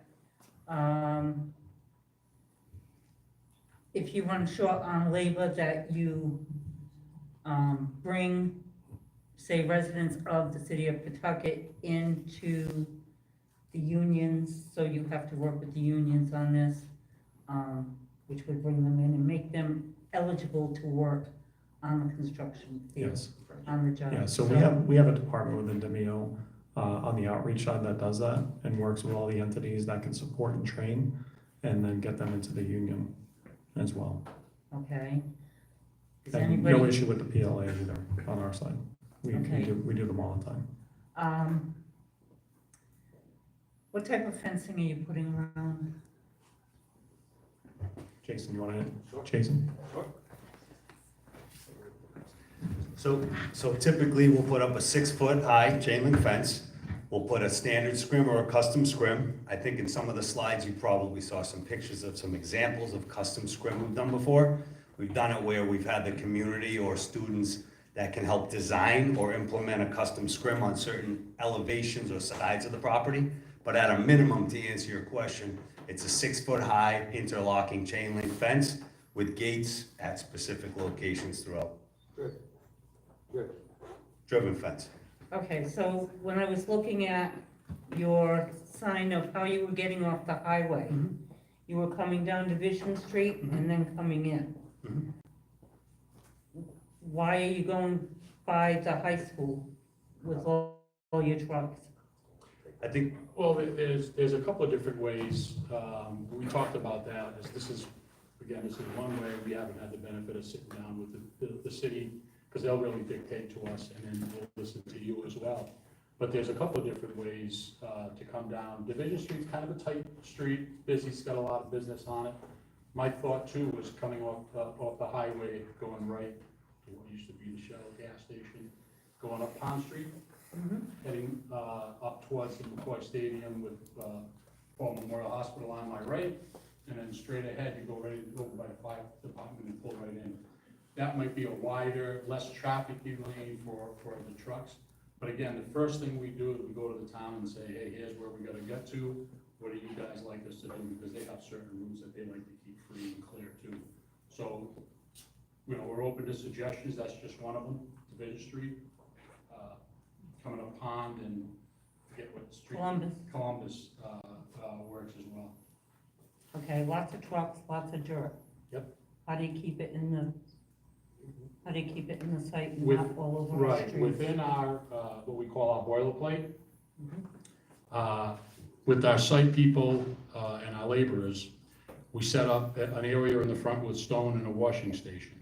In addition to that, the subcontractors, the site subcontractors, have to provide a street sweeper.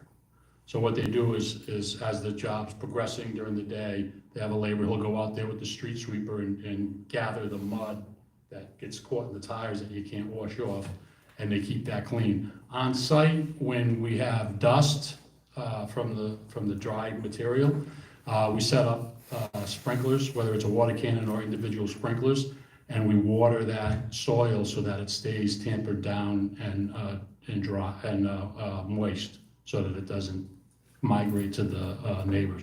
We've done a lot of work in tightly knit neighborhoods, the Miriam Hospital, they have their own neighborhood group over there, very strict, so we're used to making sure that, again, if it was my neighborhood, I want to make sure that they're doing that too. So. I'm good for now. Just want to add that all of the truckloads will be covered with automatic tarps. And we do have a policy of no tonal backup alarms, which that tone can travel quite a bit. So we use a white noise alarm, which sounds sort of like this, whoosh, whoosh, again, just to reduce the noise impact to the neighbors. Ms. Gregg. I know you mentioned that, you would have to continue to look into it and talk with the city and the school department. But I'm surprised, and this is more of a comment, that you wouldn't try to come up with ways to come to the construction site and try to stay away from the neighborhoods. We have a lot of roads that go to the highway that are very much industrial. So I would think, as a I hear you, yeah. instead of being a nuisance to the neighbors and, people who work third shift and things like that. That was more of a comment. My question is, I'm a little confused on actually how many high schools in Rhode Island you have actually built. Did you guys actually do East Providence High School? Jason. I've worked on it, but not with Dimeo. Okay, that's kind of where I got Right. confused. He was one of the I supers. saw, and so how many have you done in the state of Rhode Island high schools? Tony? So we built, originally we built Rogers High School in Newport, many moons ago, of course, but at the time it was a groundbreaking project, some 300,000+ square feet with a CTE program, and it's being replaced presently by another firm. But we built as a company about 40 high schools. We have 2 presently underway here in the state at Warwick, with Warwick. We're also building the ones I showed you, and then the ones in Massachusetts and other ones in Connecticut. So a lot of high school experience over the years, probably 40 projects. Okay, but as to date in Rhode Island, it was just Rogers all those years ago. No, it probably was Moses Brown, BCD, No, but I think the we might have done Providence something in schools. Warwick originally back many years ago, one of the original high schools there too, but I'm not certain of that, 100%. Okay. Probably 2 or 3 though, I would guess. We could provide you with a listing if you'd like.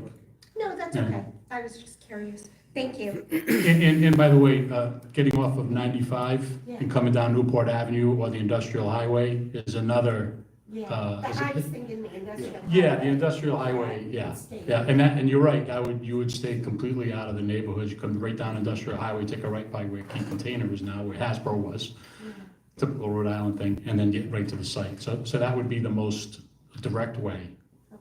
You want a job? That's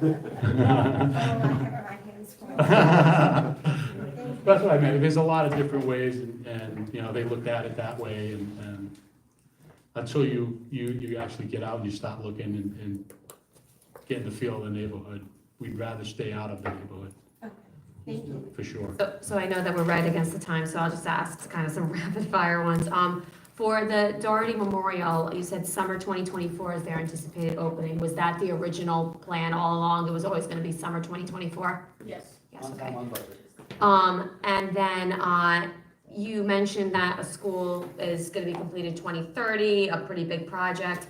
You obviously have Tidewater, multiple other projects going on. You highlighted them. What do you think your capacity is to take on a project like this that's going to run along the same time as all those other projects?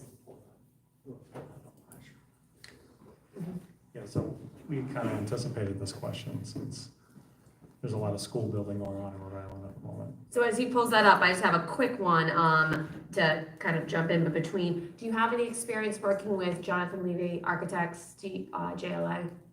I don't in particular, I don't think we have. Yeah. Okay, that was just a. Art, I believe. And then that other one, if Yeah, capacity would be my other one. I don't know while they're pulling it up. Yeah, Fontaine does, so. So this is a quick snapshot of the state of Rhode Island public school market. And, you know, ever since Demio was awarded Warwick, the question is, how do you handle anything else? And I think this chart says it all. There's a lot of pie left to be awarded, and everybody's gonna get their fair share in reality. So, to answer your question directly, we are more than capable of handling it. The team that you see here tonight is available. They are excellent builders. I truly believe we do have the right team here. We have multiple teams. We have a staff of professionals of over 175 people. That does not include our partner Fontaine. So between Demio and Fontaine, we're in excess of 250 people. So capacity is not an issue. Ms. Spinella. So the team that you have scheduled for Pawtucket, are they overlapping in any other construction areas with other?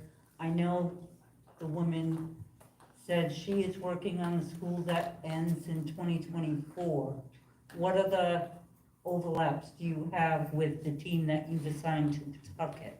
Yeah, it's a great question. So if Frank can just bring up the org chart again. There are two charts. One is the pre-construction chart that Frank had gone over, where there's like it looks like an atom with the core team. Those are not full-time equivalents, to answer your question. So people are working on it, and at some points, they are full-time, right? So as estimates come out and reconciliations happen, you able to make that bigger, Frank? Yeah, great, excellent. So, Where were you a while ago? so during pre-construction, there is ebbs and flows where people are full-time coming in and out of the milestones. If you could migrate to the construction slide, Frank. So on the org chart, everybody you see there, and the way that Demio and Fontaine staff the projects is, we're on site full-time. So your project management team and your superintendents and your site safety are all on site full-time. So when we're in construction, there is no overlap. We don't share resources as a company. We have high integrity as an organization. We do not do that. So everybody that you see on that chart that's designated as full-time equivalent on our proposal is not overlapped with any other project. And last question, how many schools on time, on budget, and how many not? It's a great question. So the most recently completed school was Garden City in Rhode Island. And Costa can speak to it, but it was on time and under budget. The reality is we would welcome any one of you to come out to any one of our job sites right now in Rhode Island. They are all on schedule and they are all on budget. At Garden City, we even saved them $110,000 at the end and gave that to them to refurbish their building. Demio. Just a couple of questions on site safety. Being that it's across from this school, across from Little, Yeah. trucks coming in and out, particularly the route that we were shown coming down Division. How many laborers do we anticipate on the site? Or just general workers? Calculated, there's a formula that they calculated 145 during the normal business hours and 250 at peak. Okay. And that came out to like 1,700 square foot per person, which is. And so can you talk a little bit about the safety on the perimeter here? We assume the site is safe, but kids coming and going, buses coming and going, and all this heavy equipment coming and going. Sure, one of the things that we did not show in our logistics plan was quiet periods. So we will, during this first 45 days, 90 days, we will evaluate the student, parent drop-off, busing routes, and to determine the quiet periods that we need to establish for deliveries. We also include in our schedules any special occasions for the school, parent-teacher conferences, any plays, any special events, and we put that into our schedule. So when we build our schedule, we come to you and say, hey, what do you got happening here, so we can minimize that, any kind of disruption. And as far as gate access and during the day, the construction day, all the gates are open, one of the gates is open. How do we stop students What from we do wandering. What we do at Meeting Street School, I'm on that job, we'll be finishing that up. In the morning, the gates are closed while the school's getting, or the buses coming and people are going. Then around 9 o'clock, the gates open up and there's people there making sure the trucks are clean and all that stuff. And then again, at the end of the day, we do the same thing, the gates close, everybody goes in and out of the school, picking up their kids in the buses and the like. And then also, during the construction, if something is to happen, we have, what's it called, the thing that Nick does? Nifty. And we could, at the drop of a dime, we can shut that job down and as long as it takes the tight response to all our foremen, and they can slow the job, they can stop the job if there's an issue. Like, let's say the school has something that happens across the street, and they need to close down, we can close down. So to more clearly kind of explain what Bob and Costa were saying is, at Doherty, when the school is starting, when the students are coming in, and then at the end of the day when they are leaving, the gate is closed, there are no trucks on the road, there's no one to be seen from our site outside that fence. It's very important to us that we stay inside, and we are almost not there at that moment in time. And it And- separates us. So I'm clear, Doherty is the one you're building side by side with the Yes. existing school? Yes. So And this is a little bit different though, right? Because it's not side by side on the same property, it's. Across the street. Right. And we understand that. So Doherty is side by side, but we are on, as Mark said earlier, one of the busiest intersections in the city of Worcester. It is 4 lanes wide, a lot of cars and traffic just in general. And the students are crossing said street to go down the road to catch a city bus to get out of the area. So it is just a really busy area, and that is why everything is closed. And we don't have unscheduled deliveries. Yeah. They're not accepted. We have, in our boilerplate again, it's listed in when you can make deliveries. The And no superintendent. trucks idle. Yeah, no trucks the idle, no showing up at 6 o'clock, taking the change and dropping them, Yes. and move the trucks, that doesn't happen. The superintendent has a board, and they have to list 48 hours in advance when they're having deliveries, if we can take the delivery, because what we don't want to have is deliveries coming with trucks queuing up on the sidewalk. That's not gonna happen, it can't happen. And what you need to make sure that that doesn't happen is you need a superintendent that leads out there. He demands their response, their respect, and he gives them their respect. If they're not gonna do what we ask them to do, it's really not a question, they're gone. Because we can't afford to have anybody get hurt. This is an important question. Do we answer your question? And I just want to make certain. Yeah, I think just more so from, so if we have multiple gates open, do we have somebody at each gate ensuring that the only people, because it's not just students, right? It's people wandering around the neighborhood, somebody looking to get a better view that goes in there. Me. Unknown, well, I didn't want to say you, Ms. Manolo, but. Your picture's going on the board then. I just want to make sure that it's a big site. There's a lot of the public gathered in this area. Add another 150 to 250 on top of it. There's going to be a lot of moving parts here. We want to make sure that our students and the community at large is safe. We've done a tremendous amount of work in active, tight-knit neighborhoods, the Marion, over at Community Street, for instance, women and infants were out there, major road where we keep the gate closed. Because you have to. Right. And the last thing you want is somebody walking onto a job site, or somebody thinking they're pulling up to the hospital, going through the construction site. And, so we're very cognizant of that. Anything else for Demio? All right, thank you very much. Thank you.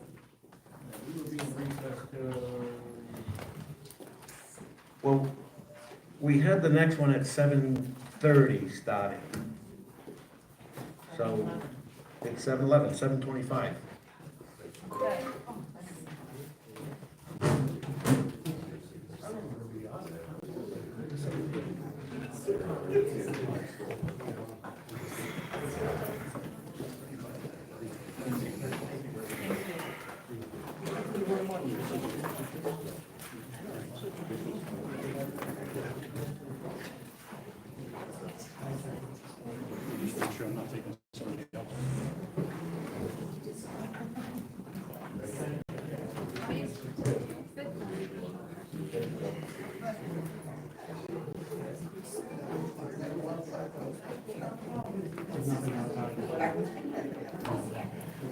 No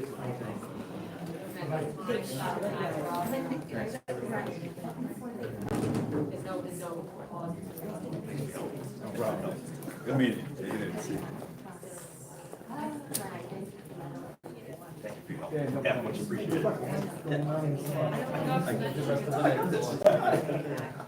Thanks.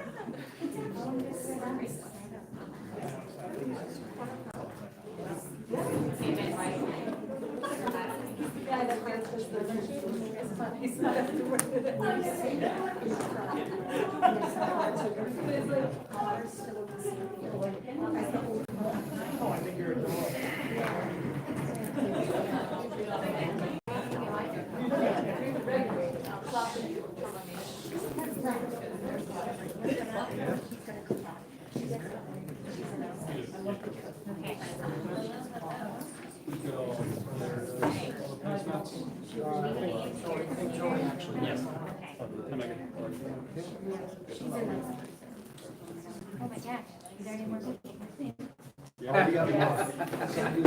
What do you mean by that?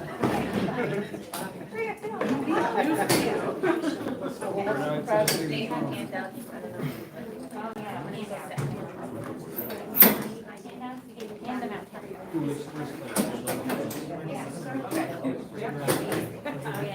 That's the first time I yes, I just saw it.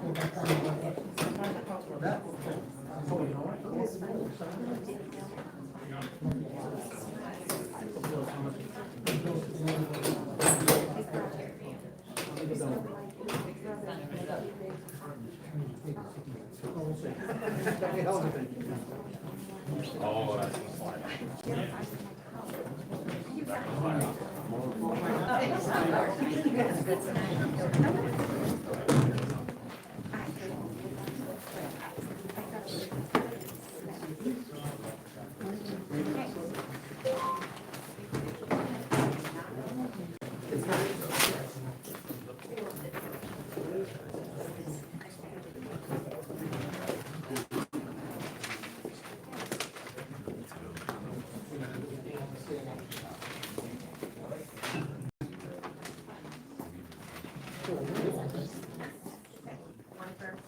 yeah. Yeah. I think so. Let me ask Cal, but I'm pretty sure. Yes. Absolutely.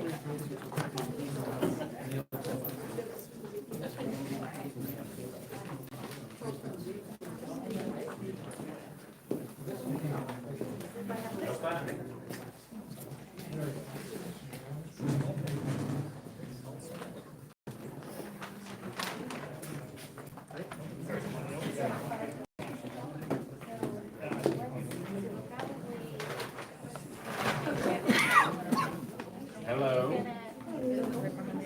Mike O'Brien. Right here. Right here.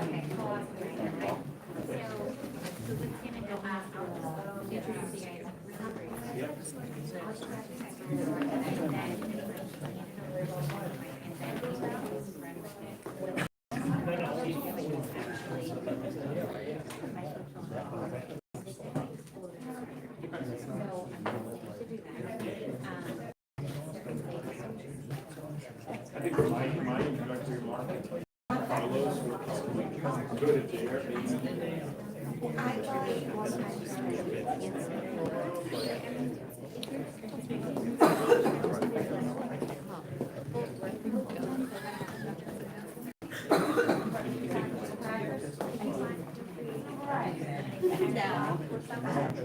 You know what?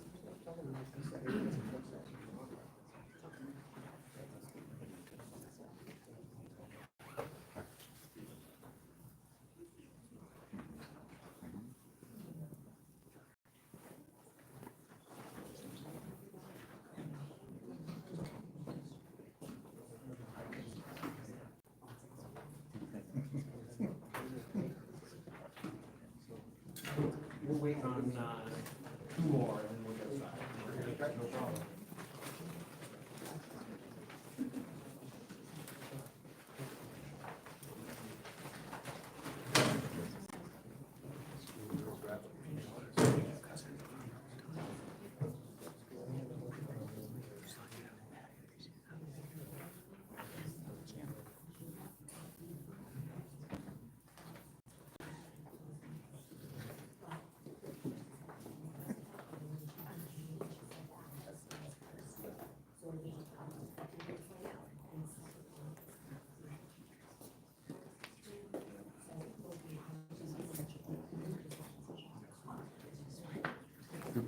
Right on the table.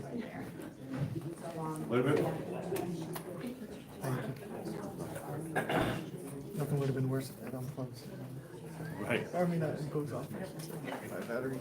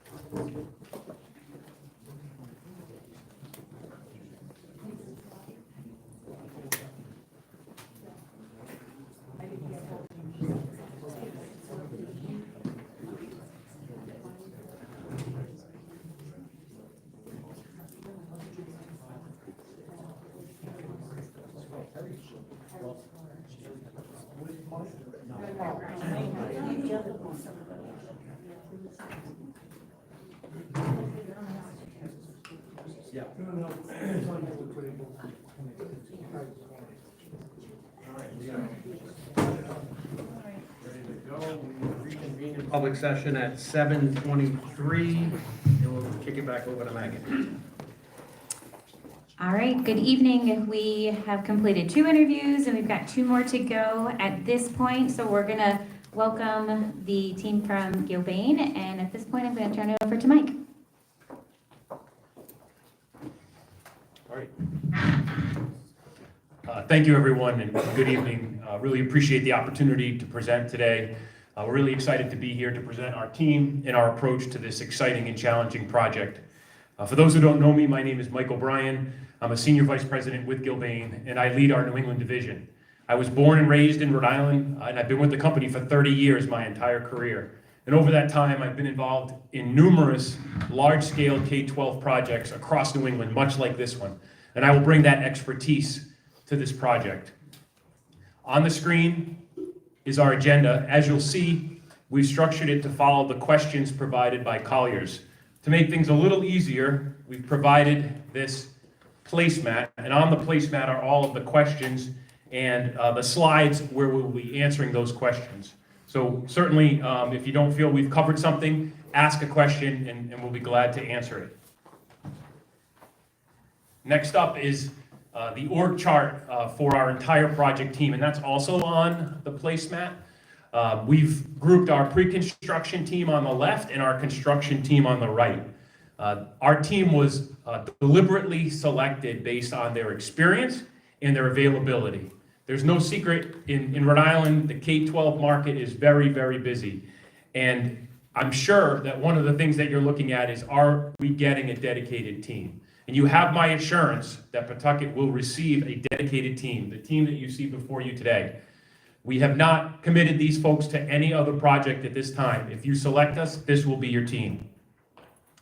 I want to highlight the staff that's here before you today. We've chosen to bring quite an entourage, as you've seen. That's because this is a very important project for us, and we felt it important for you to see our team, to meet them, to understand who we are.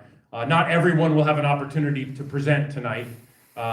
We just don't have the time, but they're here for Q&A, for discussion afterwards. I do want to highlight a couple of key folks from our team. We have Tony Mergito with us, who's our principal in charge for the project. Tony has been involved in virtually all of our K-12 work in Rhode Island for the past 15 years.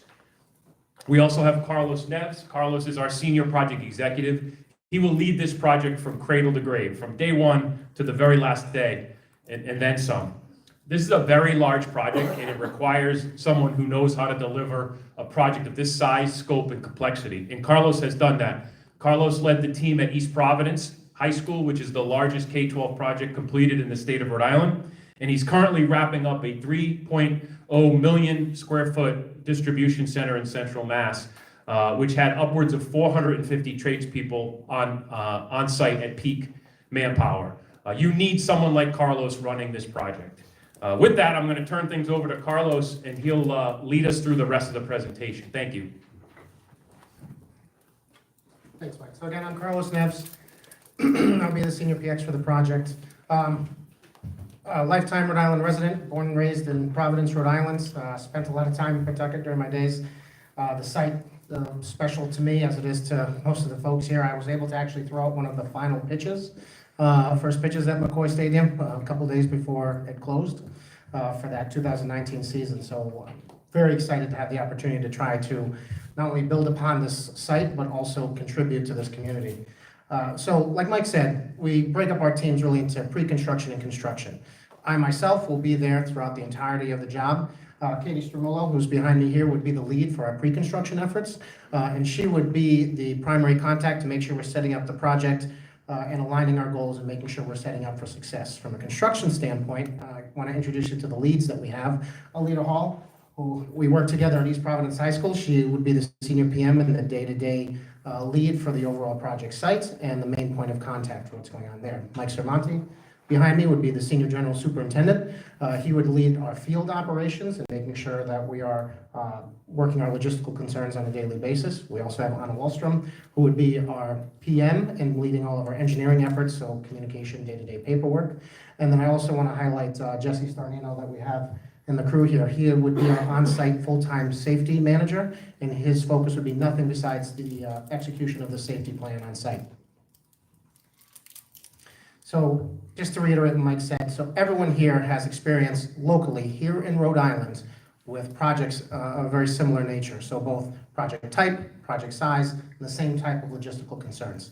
And that is why all of these folks were chosen. We have the bench of Rhode Island folks to be able to put people here that are not at any other project in the state at the same time as this. Just to talk a little bit more about our experience, Gilbane is the nation's largest K-12 educational builder, so in turn we are Rhode Island's largest K-12 education builder. That means that we have the most experience to deliver these projects as owners need them. Specifically to talk about Rhode Island experience, I do want to talk about East Providence. If you see on the placement in front of you and on the slideshow, a lot of the faces that were at East Providence are here today, because that is a team that can deliver a project like this when you need it and how you need it. And East Providence, I would like to highlight, was delivered on budget, on schedule, and met all of the state needs in terms of MBE, WB participation, and state reimbursement. So we had all of those to make sure East Providence could start off as successful there. Just to talk about experience with the project team, obviously we have experience with City of Pawtucket Schools at Henry Winters, and we obviously have many, many jobs across the country and locally with Colliers and DLR and Jonathan Levy. So what that means is that we have the ability to align ourselves quickly so we can get off the ground quickly and get this project off to a successful start. Good evening, Katie Stromolo, sorry about that. Katie Stromolo, 18, with Gilbane my entire career, and born and raised here in Rhode Island as well. So what we're looking at right here is our decision timeline. We will be spending about 8 months together during our design phase, and I will be leading the 50-person resource team, which will be at your disposal during this time. We call this the decision action timeline, as we will be making on this project anywhere from 8 to 900 decisions together on your budget, on your program, and on your schedule. Gilbane has seen through 30 plus K-12 projects through the RIDE process successfully. Our main goal in this pre-construction phase is to get us to start to construction. We have already done our homework. Our SD estimate is check done. We have it here to share with your team today. The critical step of doing the SD estimate has told us a lot of details about your job, starting with you're penciling at about $668 per square foot, which, comparing to our historical benchmarks on our most recent K-12 schools, so about 8 of them, you're right in the middle of the pack, with our average being about $718 per square foot. So it's a great starting point at the point you are in your project right now. It is our responsibility to provide the most program flexibility to you. So by identifying value engineering options now, we're establishing a stable of choices for the client team to have should we decide that we want to exercise some of our VE options, which we've identified about $15 million worth. So I'm going to ask Joe to highlight a few of the details. Absolutely. Thank you, Katie. Hi, Joe McCoy. I'm the chief estimator with Gilbane. No relation. I tried to use that at the gate previously for tickets, but I've been with Gilbane my entire career, 34 years. Most of that's been spent in pre-construction, and so it's my role and responsibility to really deliver a quality project on budget. Now, by doing the estimate, it's also given me confidence, but also enabled me to look at some of the design features on your school. Starting with looking at the site, right? There's always opportunities to save money on site. Nobody wants to spend a dime more on pushing or trucking dirt than we need to. We think on this site, rammed aggregate piers, which is a ground improvement technique, is better than over excavating organic materials, which is pretty expensive. Also means there's less trucks leaving the site with the exported material. Looking at the envelope, this envelope is very familiar to me, having done the Dearborn STEM School in Roxbury, Massachusetts with Jonathan Levy Design, as well as the Driscoll School in Brookline, which was just completed.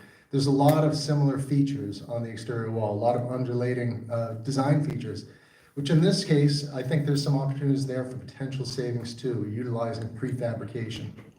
And then lastly, looking at the cast-in-place concrete and the structure, you don't see very often school projects with a cast-in-place concrete core.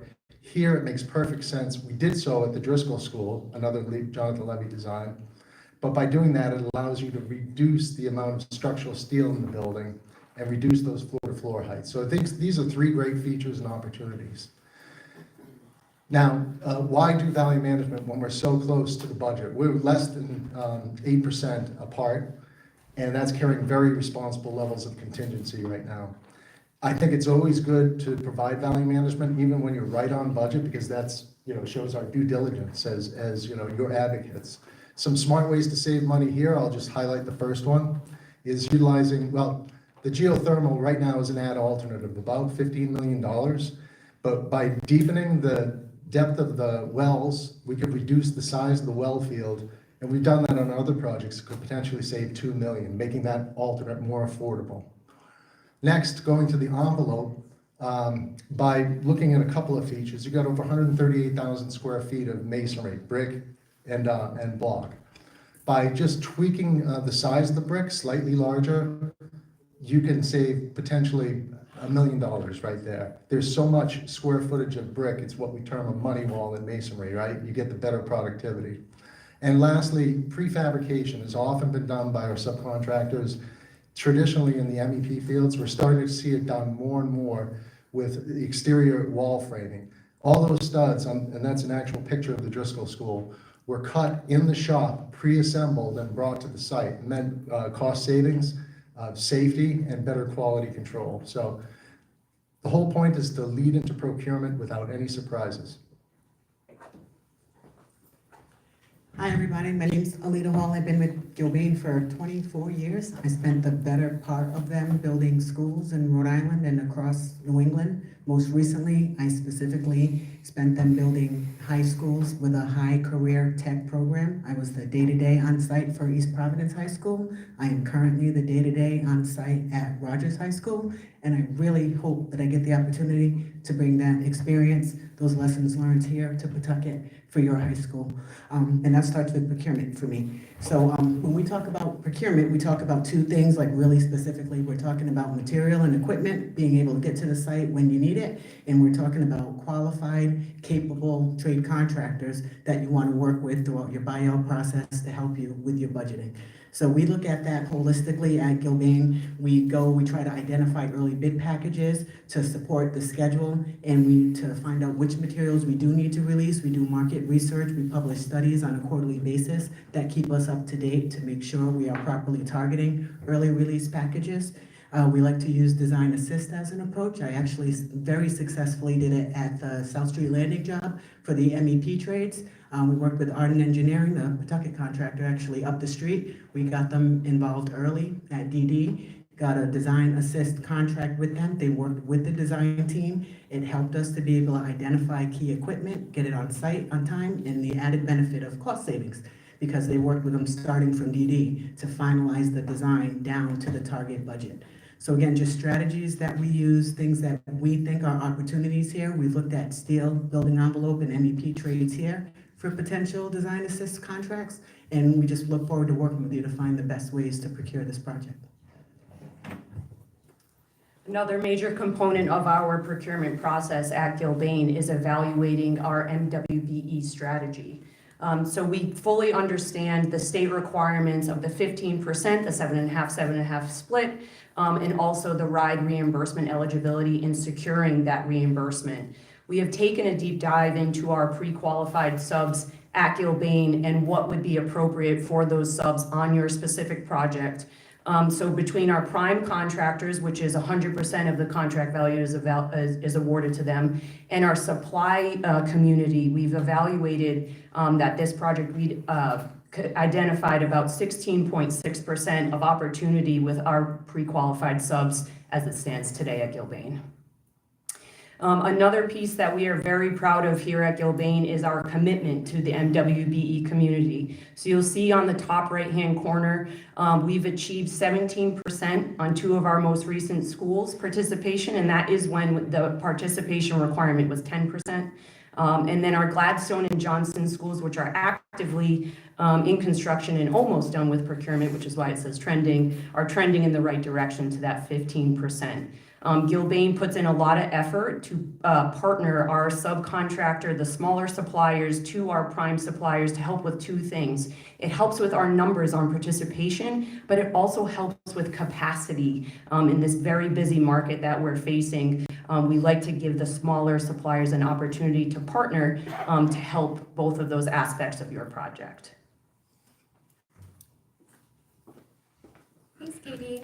Hi, I'm Violet Rosenberg, a VDC virtual design and construction engineer. I was born and raised in Rhode Island. We understand the importance of this project and the complexity of its design, so we're planning to have a virtual design and construction team, a robust presence on this job site from the beginning all the way to the end. I was the lead coordinator from the VDC department on the East Providence High School, and I've worked on over 4 school projects in Rhode Island. I'm happy to say that it went very successful on East Providence, and I'm really excited to have the opportunity to coordinate this building. You can see on the slide here, we have a robust range of services and technologies, all of which we're hoping to include on this project. So that includes reality capture technology like drones and laser scanners, clash detection, and animated scheduling. I want to highlight one of those tools, animated scheduling. So the term sometimes used is 4D scheduling. That really just means it's a 3D model plus time. So this example is our proposed project schedule, and we linked it to a 3D building. This is a planning tool that's used to visualize construction activities prior to work commencing. Because the animation is linked to the project schedule, if we make any changes, the animation can update instantly. This is a really helpful visual communication tool because instead of reading through schedule updates, you can just view the animation and see exactly the information you need. After construction starts, the 4D schedule is going to be managed by the operations team, who is happy to share it with the client and any stakeholders. We found in the past that clients really like using this visual on websites and newsletters to communicate with surrounding areas on what's going to be happening in their neighborhood. As I said, our animation is our current plan on how we expect to build this project, and I'll turn it over to Alita to talk more about schedule. Thanks. So you guys asked a lot of questions and didn't give us a lot of time to answer them, so I'm trying to squeeze in some blitz answers, one of which was specific to schedule. You asked if the timeline in your RFP proposal, we prepared a slide on the screen just to kind of show our analysis of it. You have a total of 47 months once you're finished with the demo, including the construction and the ground improvements. And as you can see there, we're very comfortable with the ability to put this amount of work in place in that time frame. I think we've proven that out. One of the other things you asked were about challenges and opportunities, and we can't really talk about schedule without talking about challenges, right? We have a busy market in Rhode Island that will be putting up schools, and just so that you know, we've already looked at it. Manpower could become a challenge, but using some of the techniques that we'll use to procure some of the best trade contractors to get some of those design assist type scopes that are running. Some of the items that Violet talked about with VDC coordination and that Joe talked about as far as prefab and moving it on site, those are all scheduled pickups as well as cost savings, right? If you prefab it in the shop, you bring it out to the field, it goes in that much quicker. So there's definitely some manpower challenges, for field work challenges that we'll overcome, but we have strategies to do so.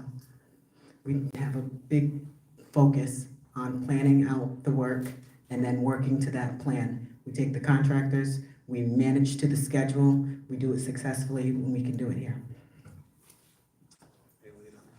Hi, Before we start the video, Mike Sumonti, born and raised in Rhode Island, currently a Cranston resident, been with Gilbane since 1992. But let me point your attention to the video. So there she is. The site has so many memories already made, and the site has so many memories yet to be made. From the 33-inning longest game to what some future students of this unified high school may claim is the longest science class ever. Just as students benefit from doing their homework, so do construction managers, and we feel like Gilbane has done just that. We've done our homework.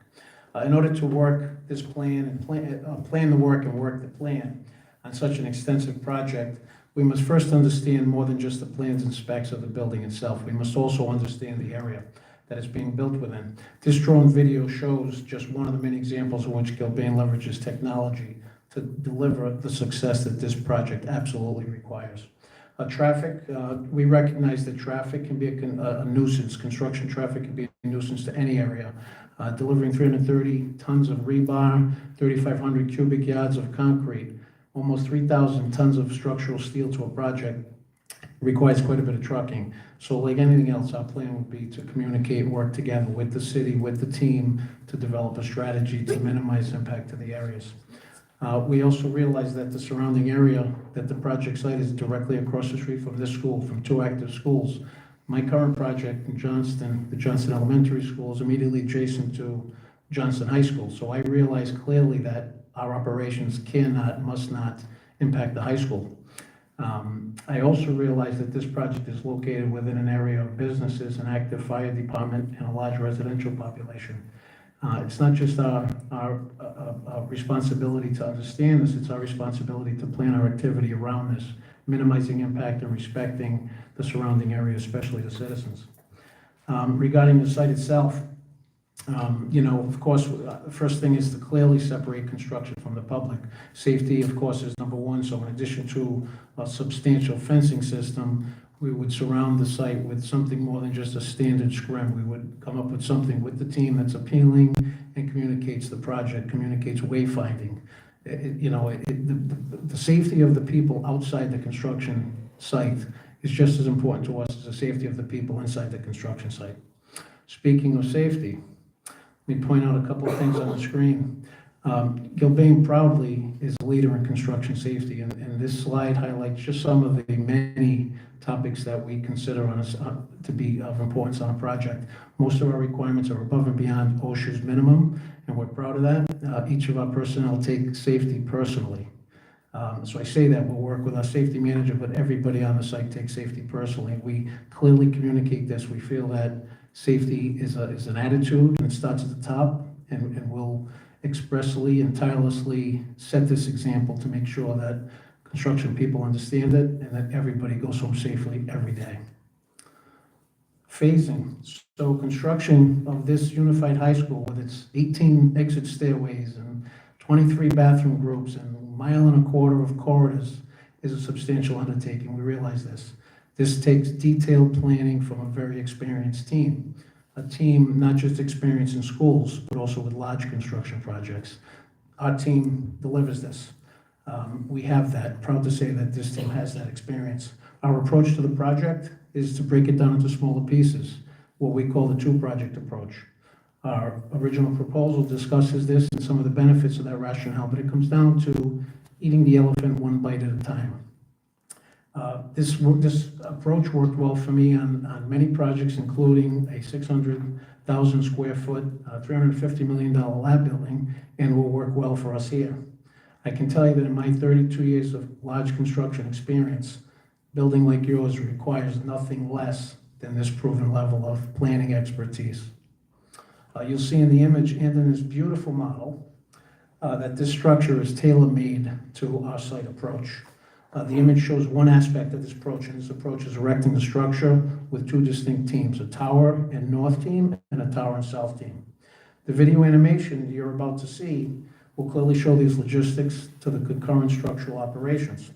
However, we do recognize that the stadium demo, prior to stadium demo, there's an opportunity to possibly begin foundation work and site utilities early, and we'll explore that with the team further. But we also realize that demo of the existing structure has concerns of its own. So good evening, my name is Mark Winslow. I'm the project executive leading our environmental sustainability efforts here in New England. I've been with Gilbane for 25 years. During that time, I've supported every K through 12 project within New England area. I see myself more as a risk manager, more to make sure that there's no impact to local community, but also for budget certainty. We want to make sure that's on track. As a team, we'll work together with your consultants looking at the current documents as well as existing conditions. You know, we understand the age of the stadium, that we're going to encounter asbestos materials, lead containing materials, PCBs, and the known soil contamination, the lead, the arsenic, and the polyamide hydrocarbons. I like to say during the pre-construction phase, we make your unknowns known.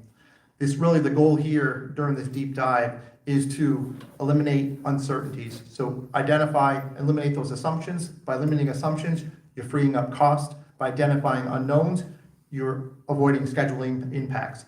In the end, we want to make sure we have clear, concise, biddable documents with no ambiguity. As you can see from the video, erection in our plan begins at the center structure. The center tower radiates away, always working on opposite sides of that tower. This creates an efficient job site that always provides clear access to each of the 4 to 6 screens that we envision, as well as sufficient laydown area. I hope that the animation, which I think we may be having some technical problems with, apologize for that. I hope that the animation, and we can certainly share that with you at a later date, but I hope that this animation visually shows you the workflow efficiency that this well thought out plan has provided. Any good builder knows that an efficient job site directly impacts all the aspects of a project, including safety, quality, schedule, and cost. And similar to our culture of safety, we also deeply value the quality of our work, especially in doing things right the first time. Hello, my name is Mark Rodriguez. Been superintendent with Gilbane for 15 years now. I will be the superintendent leading the quality control efforts on this project. And while construction is underway at this point, quality control efforts started before we put a shovel in the ground. Our site-specific quality control plan will be bought out with our trade contractors, which means it is a binding document. Prior to mobilization, we will hold kickoff meetings and pre-installation meetings on critical activities so we can properly plan the work and set ourselves up for success in the future. We also have a very thorough shop drawing and submittal review process where we check the products that our trade contractors want to work with against the project documents to make sure they're in alignment. And lastly, with the right products in hand, we will work with your design team to build mock-ups and benchmarks, which are physical representations of the final product in the field, so we can set the expectation for quality for the duration of the project. So I realize we're running a little short on time, but again, back to my piece about efficiency, it's all about efficiency and taking advantage of the opportunities that this provides. You know, our approach to this construction, this quickly phased structural construction allows us to get to building enclosure quicker than in a more traditional format. That in turn also allows us to get into the interior MEP and architectural fit out. These are all distinct. These are all distinct aspects that we will explore every opportunity to stay ahead. One of the things as construction continues, you know, we realize that this isn't just about building out of the detail and timing of other areas of all the programming in this building, the auditorium, the culinary space, the automotive space, and this requires a deep dive into the ongoing quality. At this point of the job, we'll be doing typical inspections we do on every project, which is in-wall inspections, above-ceiling inspections, and pressure testing. Beyond that, we'll also be generating our rolling completion list, or RCL. This is a list of outstanding activities that we don't want our trade contractors to forget about, might be deficient, or we think could be forgotten. This list isn't generated at the end, it's generated throughout the entire duration of the project, so nothing is forgotten, everything is tracked, and we see completion. During this phase of the project, or potentially a little sooner, I'll also be tasked with visiting the facilities for any critical architectural, mechanical, electrical, plumbing items to confirm they're being built to the drawings and function as they should. One additional point to make, and perhaps one of the most important things of delivering this building to you on time, is the eye towards completion from day one, before we even put a shovel in the ground. And there's a lot of planning that goes into that. So getting your certificate of occupancy, which is what we're all here about, doesn't happen overnight, doesn't happen at the final week of testing. It is a project-long process. And it is key to meet with the building inspector and fire marshal on a regular basis, once a month. And we develop that relationship and we build that trust. And that trust is built on honoring commitments and saying what you're gonna do. And when we say we're gonna do something, we do it. I'm currently on a project and I meet with the building inspector once a week and the fire marshal once a month. And we've honored our commitments, and I know that the trust they have in our team will lead to a TCO in 6 weeks. Lastly, when we get to the last week and we're testing our fire alarm systems and our life safety systems, they will work. We will pre-test them as many times as it takes, for there's no surprises and the building opens on time. So the project is complete, and we have turned the keys over to you in your state-of-the-art facility. Gilbane has a facilities management group, so we do not finish at the end of construction. We like to support our clients in post-occupancy as we are handing over a highly sophisticated building that takes a long time to learn and understand, which is why we recommend and offer a 5-year check-in period on an annual basis to make sure that your building is running as designed and as you intended and that nothing is getting in your way. With our clients that we offer this to, we can reduce about 5% on annual operating costs with our program. Another quick hitter that we wanted to touch on from the proposal, because it was actually really important to our team as well, honoring the legacy of McCoy Stadium. So I think we all have like a McCoy history or story in Rhode Island. It's not just a Pawtucket loss when the stadium closed down here. It was for the state of Rhode Island. Like for me personally, it goes back to being kids in my cousin's yard where we could see the fireworks, and which was nice for free. And then as I got older and was able to go and to attend games on my own, it's really a spectacle. So we did go through and we did think of some really pointed ideas, things that we could introduce into the project. Simple things like reusing the Ben Mondor statue somewhere on the campus at one of the athletic fields or entrance at the athletic corridor there. Maybe taking a timeline of the history of McCoy when you walk into that gym lobby and go down around and by the locker rooms, taking that space to be able to lay out a history of it via mural or banner. Another cool idea they had was to put like maybe home plate, take that, cast it in. You walk in, cast it into the concrete slab as you walk into the building and you're crossing into home. So it's definitely something that we looked at, and it's definitely something that we really want to work to incorporate something meaningful early up front so that there's impact.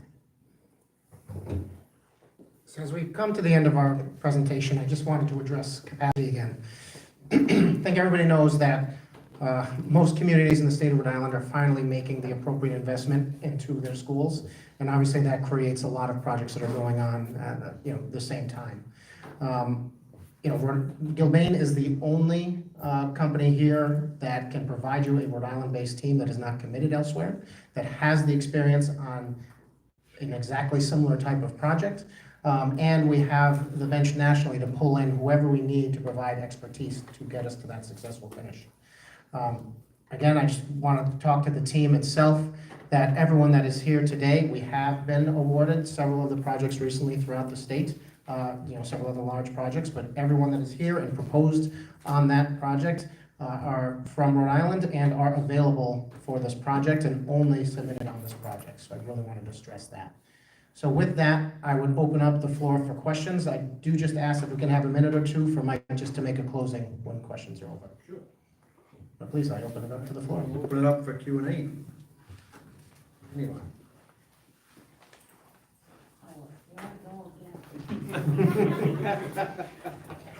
So I just want to, I have a couple comments. So you opened it with cradle to grave, and I hope when the building's done, it's not a grave. So that was my first comment. The other comment was the comment about fire testing, and that was what caused the delay in the opening of the winter school. That was one of the issues. The other issue, of course, was the testing of the machines on the top of the roof. Mechanical equipment. Yep. So that was another issue. So I have a few how many on time, on budget buildings have you built and how many have not been on time and not on budget? That is something that, I guess, for the folks that are here, thankfully, I've never built a project that didn't come in on time and on budget. In terms of Gilbane, and it's 154 years, I could probably get you a list that would be more exact than that. But I will say that, recently, and I've been with the company now 20 years, I don't really know of any projects, barring any like extenuating circumstances, that did not come in on time and on budget, with the owner's knowledge and the success there. Okay, you did answer my question already about the WBE and the MBE, so thank you for that. Internships, now, we had talked about that when Winters was being built, and to my knowledge, it never followed through. So, what do you plan to do with internships as far as the high school goes? Yeah. So I'd like to say a little bit that I'd actually like Alita to come in and talk a little bit. Just we both have a lot of the same experiences. So we have done a lot in terms of when we're out of school, we like to involve the students with the construction that's going on, especially when there's a technical aspect to that school. We were able to do that at East Providence and involve them, make presentations to the class, involve the students on tours, around the site in a safe manner. We also have a lot of involvement with local mentoring programs, and I'd actually like Alita to talk to that a little bit, please. Yeah, well, I think Carlos and I kind of both started out with ACE mentoring way back when it started in Rhode Island, and it's actually been pretty meaningful throughout. We actually have many former ACE students who are now full-time employees at Gilbane, so it was nice, a nice little way to have them here. Like, I feel like they've been my kids since they were like 14 or 15, and now they work for me, and I have to remember they work here, right? They're not my interns. But to that end, we do whatever is in the powers and limits of the job in the trades. We are looking, especially with the career tech schools, and I've actually spoken to a couple different people on like the union level to try to get some of that involvement, to get some of the spokesmen from the union to come and potentially get some field exposure type of internships for students. So there are things that we're kind of developing now that I think would be in line and in place by the time this project started, that we'd be able to take advantage and engage the students in a more meaningful way. Okay, well, we thought that with Winters too, and it didn't happen, so, I need to know that something will happen.